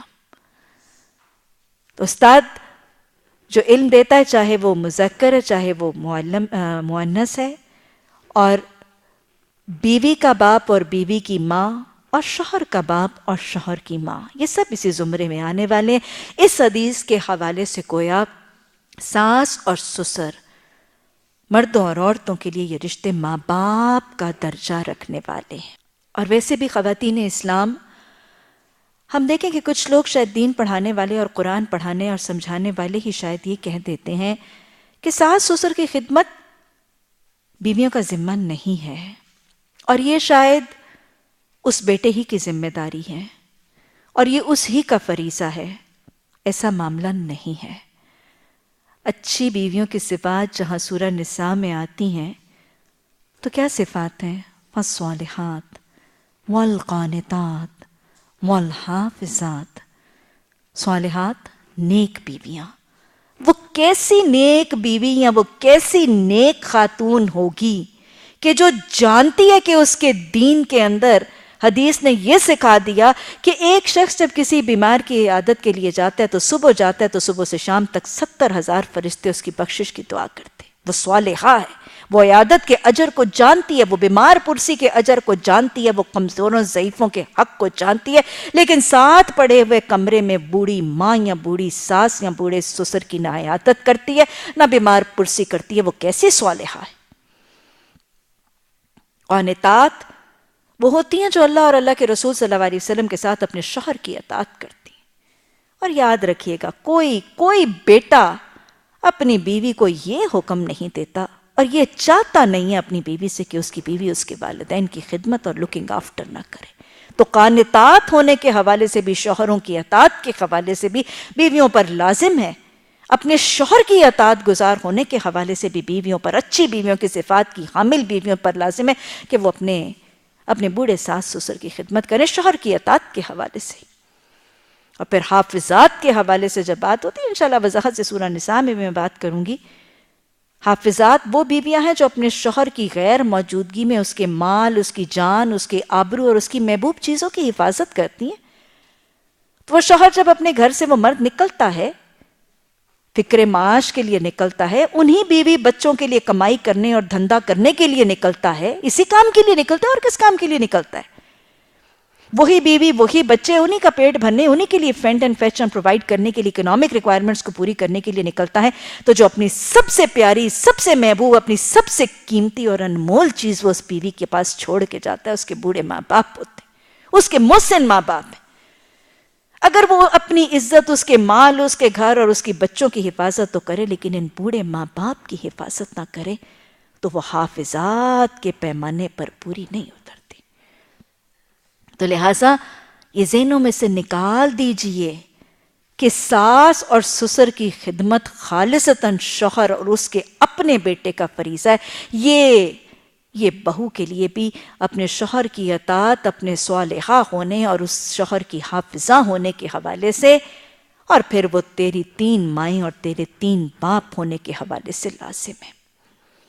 ہاں جی، جب اب ہماری بات اس بات پہ ہو گئی کہ اللہ کی، قرآن کی، حدیث کی تعلیمات اور احکامات اور اہمیت کیسے ہیں، اور پھر ہم نے یہ بات کر لی کہ والدین کے احکامات کا اطلاق کون کون سے لوگوں پر ہے، تو اب اس کے بعد ایک مختصر سی بات کے ساتھ اس بات کو سم اپ کر لیتے ہیں کہ ان والدین کے ساتھ جو یہ رشتے ہیں، ان رشتوں کے ساتھ ہمارا رویہ کیا ہونا ہے، کیسے بیہیو کرنا ہے۔ سب سے پہلے ان کا عزت اور احترام کرنا ہے۔ والدین کے حقوق کیا ہیں؟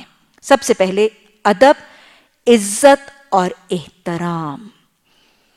حضرت ابو ہریرہ رضی اللہ تعالی عنہ ایک دفعہ ایک باپ اور بیٹے کو جاتے ہوئے دیکھ رہے تھے۔ حضرت ابو ہریرہ نے بیٹے کو روکا اور ان سے کہا، سن، میں تجھے 3 باتوں کی تاکید کرتا ہوں۔ والد کے مقابلے میں آپ نے 3 باتوں کی تاکید کی۔ حضرت ابو ہریرہ نے فرمایا، دیکھ، کبھی اس کے آگے نہ چلنا۔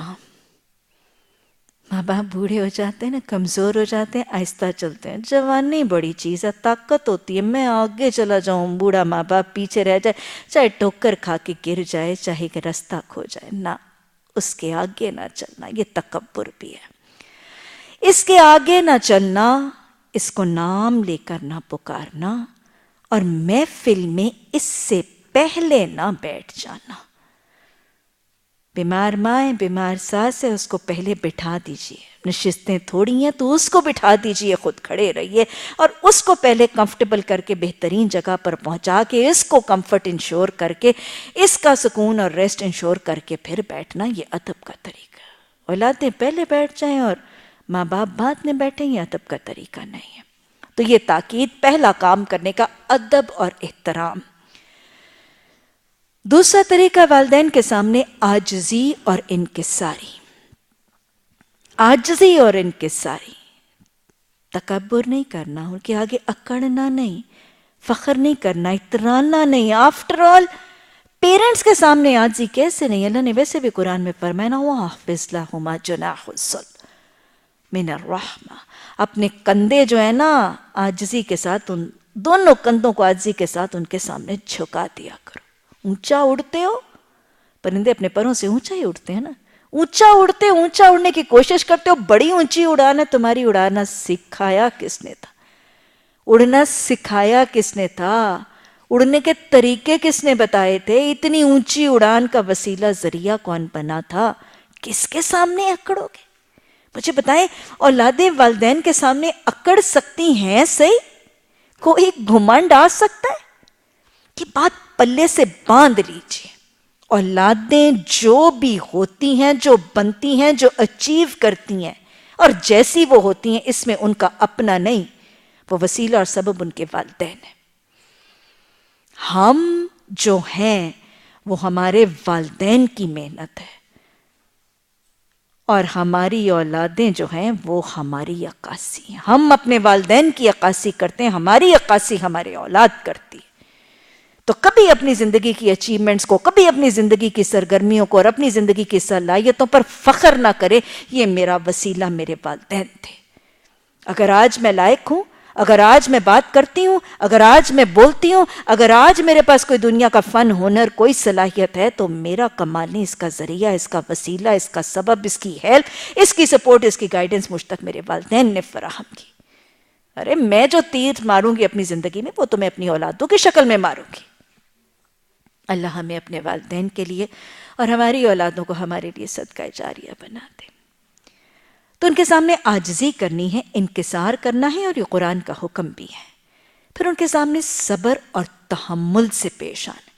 بوڑھے ہو جاتے ہیں نا، کمزور ہو جاتے ہیں، سمجھتے بھی کم ہیں، طاقت بھی کم ہو جاتی ہے، خود کھا نہیں پاتے، خود پی نہیں پاتے، ہاتھ کانپنے لگتے ہیں، طاقتیں کم ہو جاتی ہیں، چڑچڑے ہو جاتے ہیں، چلتے ہیں تو پیچھے رہ جاتے ہیں۔ بہت صبر کی ضرورت، بہت تحمل کی ضرورت۔ اللہ سبحانہ تعالیٰ خود قرآن میں فرماتے ہیں وَمَن نُعَمِّرْهُ نُنَكِّسُ فِي الْخَلْقِ، کہ جس کو ہم بوڑھا کر دیتے ہیں نا، اس کو ہم تخلیق میں الٹا دیتے ہیں۔ بوڑھا تو بچہ بن جاتا ہے، مزاج میں، طاقت میں، صلاحیت میں، خصلت میں، قوت میں، تمام چیزوں میں وہ بچہ بن جاتا ہے۔ اپنے بچوں کے ساتھ تو بڑا پیشنس ہوتا ہے، والدین کے ساتھ وہ پیشنس نہیں ہے۔ تو پیشنس کرنا، صبر کرنا، تحمل کرنا، اور پھر چوتھا کام حسن سلوک سے پیش آنا۔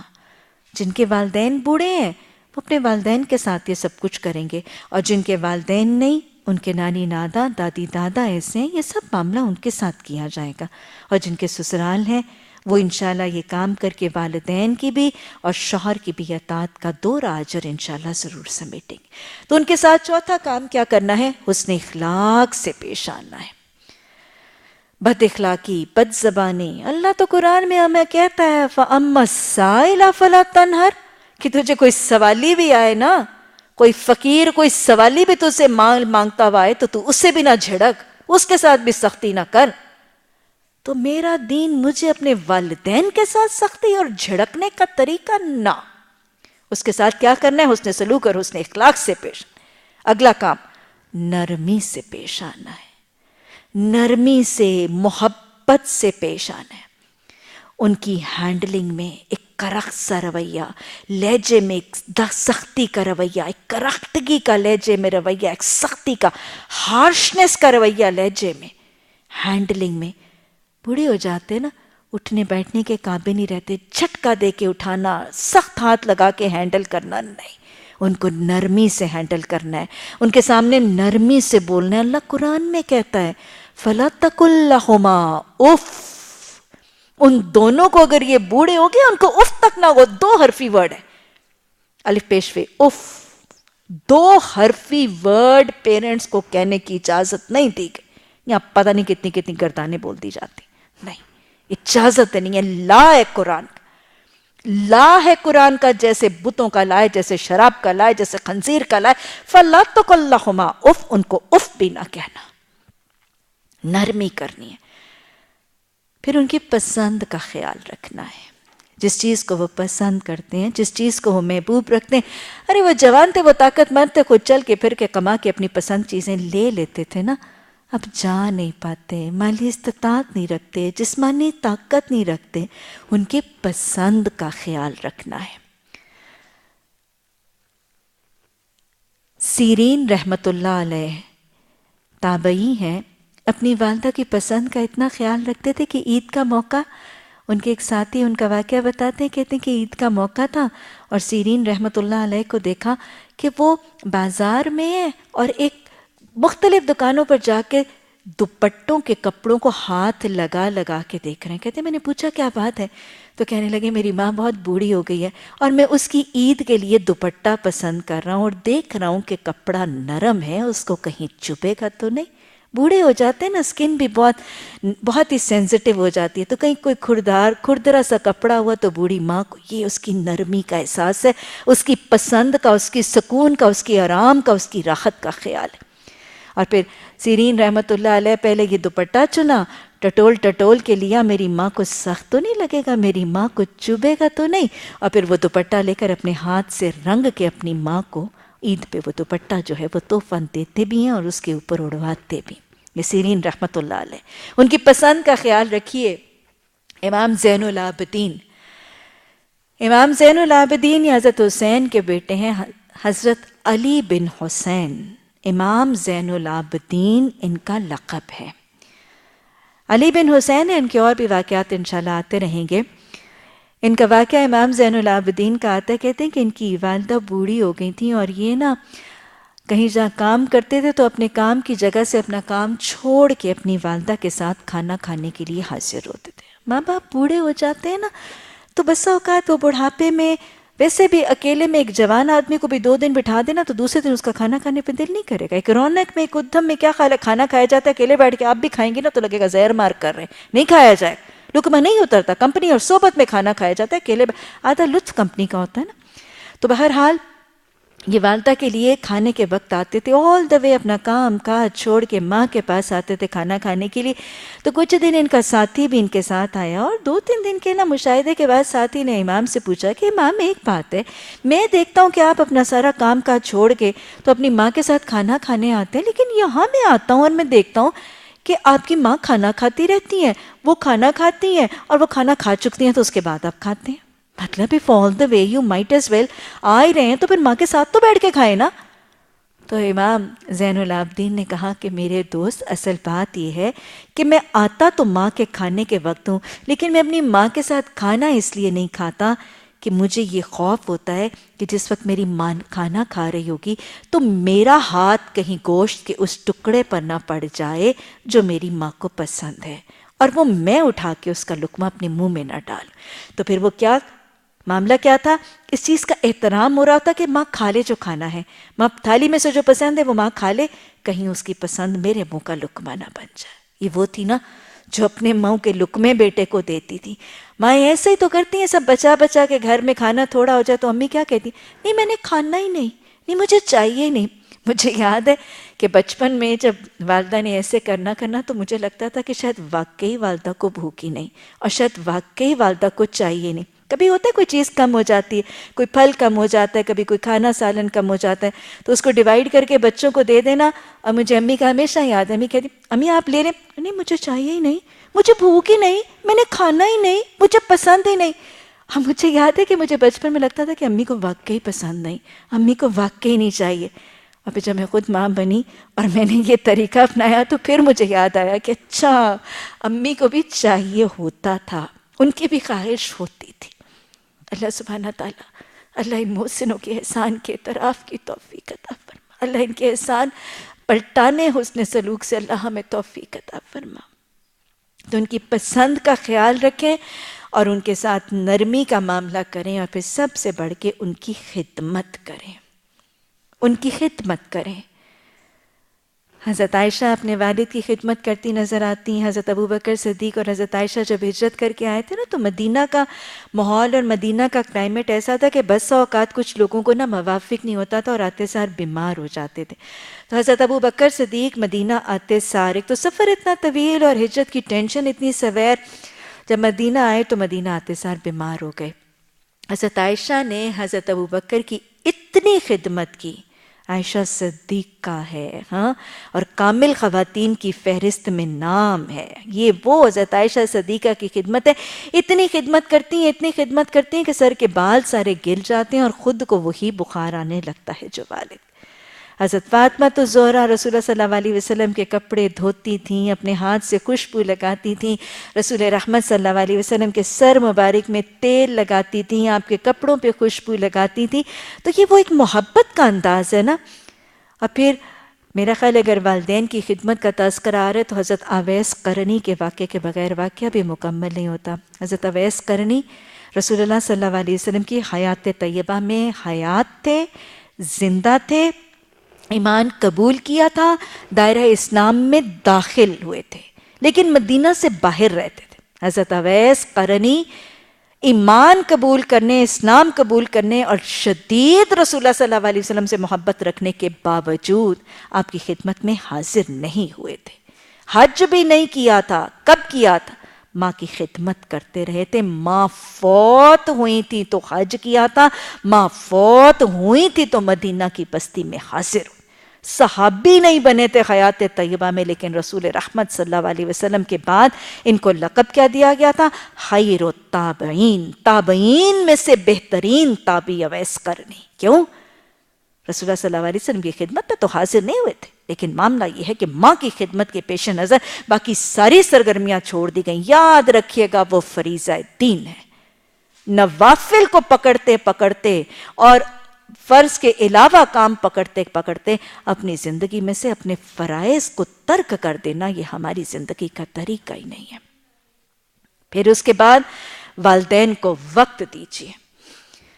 آج تو وقت ہی کہتے ہیں نا، ٹائم از منی۔ ماں باپ کو وقت دیجیے، وقت دیں، توجہ دیں، اہمیت دیں۔ حدیث کے الفاظ یاد رکھیے گا، آپ صلی اللہ علیہ وسلم نے فرمایا جب کوئی اولاد اپنے والدین کو ملنے کے لیے جاتی ہے تو اس کو ہر قدم پر 10 نیکیوں کا اجر لکھ دیا جاتا ہے۔ پتہ ہے آپ کو، جب ایک نمازی مسجد میں چل کے جاتا ہے تب بھی ہر قدم پر 10 نیکیوں کا اجر۔ سمجھ آیا؟ وہ اللہ کا ملاقاتی ہے، اللہ کے گھر جا رہا ہے۔ اللہ کے حق کے بعد اگلا حق کس کا ہے؟ ماں باپ کے گھر کا۔ میرے گھر آؤ گے تو بھی تمہیں 10 نیکیوں کا اجر ہر قدم پر، اپنے والدین کے گھر جاؤ گے میرے بعد سب سے زیادہ حق والدین کا ہے، والدین کے گھر جاؤ گے ہر قدم پر 10 نیکیوں کا اجر۔ پھر آگے وعدہ کیا ہے؟ آپ صلی اللہ علیہ وسلم نے فرمایا یہ اولاد جب اپنے ماں باپ کے پاس بیٹھتی ہے اور ان کی دلجوئی کی باتیں کرتی ہے، ان کا دل بہلاتی۔ یہ بوڑھے ہیں نا، یہ کہیں جا نہیں سکتے، کہیں آ نہیں سکتے، انٹرٹینڈ نہیں ہیں، بالکل یکسانیت اور بنوٹنی اور بورڈم کا شکار ہیں۔ اپنی اولاد اپنے والدین کے پاس بیٹھتی ہے اور ان کی دل بہلانے کی باتیں کرتی ہے، ان کے اٹھنے سے پہلے اس اولاد کے گناہ بخش دیے جاتے ہیں۔ ان سے محبت کا اظہار کریں، پیار، محبت، شفقت کا اظہار کریں۔ وہاں بیٹھتے ہیں تو ان کے دل بہلانے کی باتیں کریں، ان سے محبت کریں، ان کے ہاتھ پہ بوسہ دیں، ان کے پیشانی پر بوسہ دیں، ان کو چومیں، ان کے گلے میں بازو ڈالیں۔ عموماً والدین کے ساتھ یہ عمل کیا ہی نہیں جاتا۔ اپنے بچوں کو تو ہم چومتے اور چمکارتے بھی ہیں اور گلے سے بھی لگاتے ہیں، والدین کو وہ بچوں کی طرح ہو جاتے ہیں، ان کے ساتھ یہ کام نہیں ہوتا۔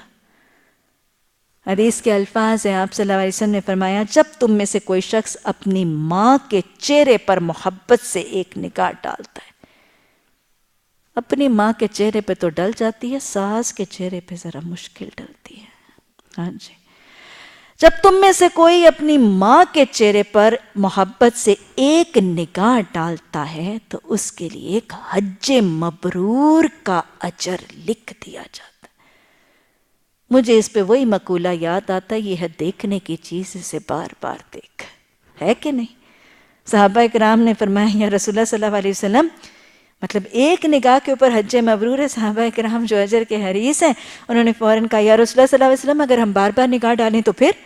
آپ نے فرمایا پھر اجر بھی بار بار ہے نا، ہے دیکھنے کی چیز۔ محبت سے ماں کو دیکھنا، ارے تو ویسے ہی بہت آسان ہوتا ہے، اتنی پیاری، اتنی آئی میری امی، محبت سے آپ دیکھ رہی، اماں کتنی اچھی لگ رہی، اماں مجھے کتنا پیار کرتی ہے، اور بس وہ دیکھ رہے ہیں ہائے میری شوہر کی ماں کتنی اچھی ہے، اس نے میرے شوہر کو کتنا میرا اچھا شوہر بنا دیا ہے نا۔ اس کے چہرے پر بھی محبت کی نگاہ، ایک حج مبرور کا اجر انشاءاللہ۔ اچھا جی، محبت کا اظہار کرنا ہے، ان پر خرچ کرنا ہے۔ بیٹوں کا فرض ہے والدین پر خرچ کرنا۔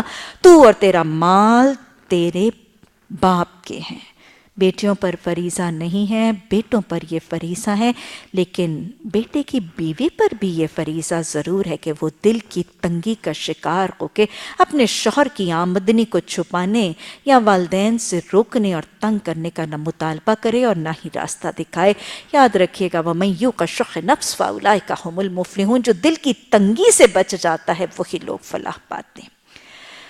والدین کا حق، آخری حق، وہ جن کا حق ان کی زندگی میں نہیں دیا جاتا، ایک صحابی نے رسول اللہ صلی اللہ علیہ وسلم سے سوال کیا، یا رسول اللہ صلی اللہ علیہ وسلم میرے والدین فوت ہو گئے ہیں، کیا ان کا اب بھی مجھ پر کچھ حق ہے؟ اللہ اکبر، یہ تو زندوں کو حق نہیں مل رہے۔ یہاں سے جائیے گا نا، یہاں سے ہم اپنے ادارے کی طرف سے جب ڈیفینس سے ہوتے ہوئے جاتے ہیں تو یہاں پہ ایک اولڈ ہوم ہے، بوڑھے والدین کا گھر ہے، بوڑھے ماں باپوں کو یہاں پہ ڈمپ کر دیا جاتا ہے۔ اللہ اکبر، ہماری اس بستی میں جہاں یہ تعلیمات ہیں، بوڑھے ماں باپوں کو یہاں ڈمپ کیا ہے۔ اللہ ہمیں یہ سمجھنے اور تعلیمات عام کرنے کی توفیق عطا فرمائے۔ وہ جو جنتوں کے دروازے تھے، جن کے قدموں تلے جنتیں تھیں، جو جہاد اور ہجرت کا اجر جن کا مل جاتا تھا جن کی خدمتوں پہ، ان کو اولڈ ہوموں میں ڈمپ کریں گے ہم امت مسلمہ کے افراد؟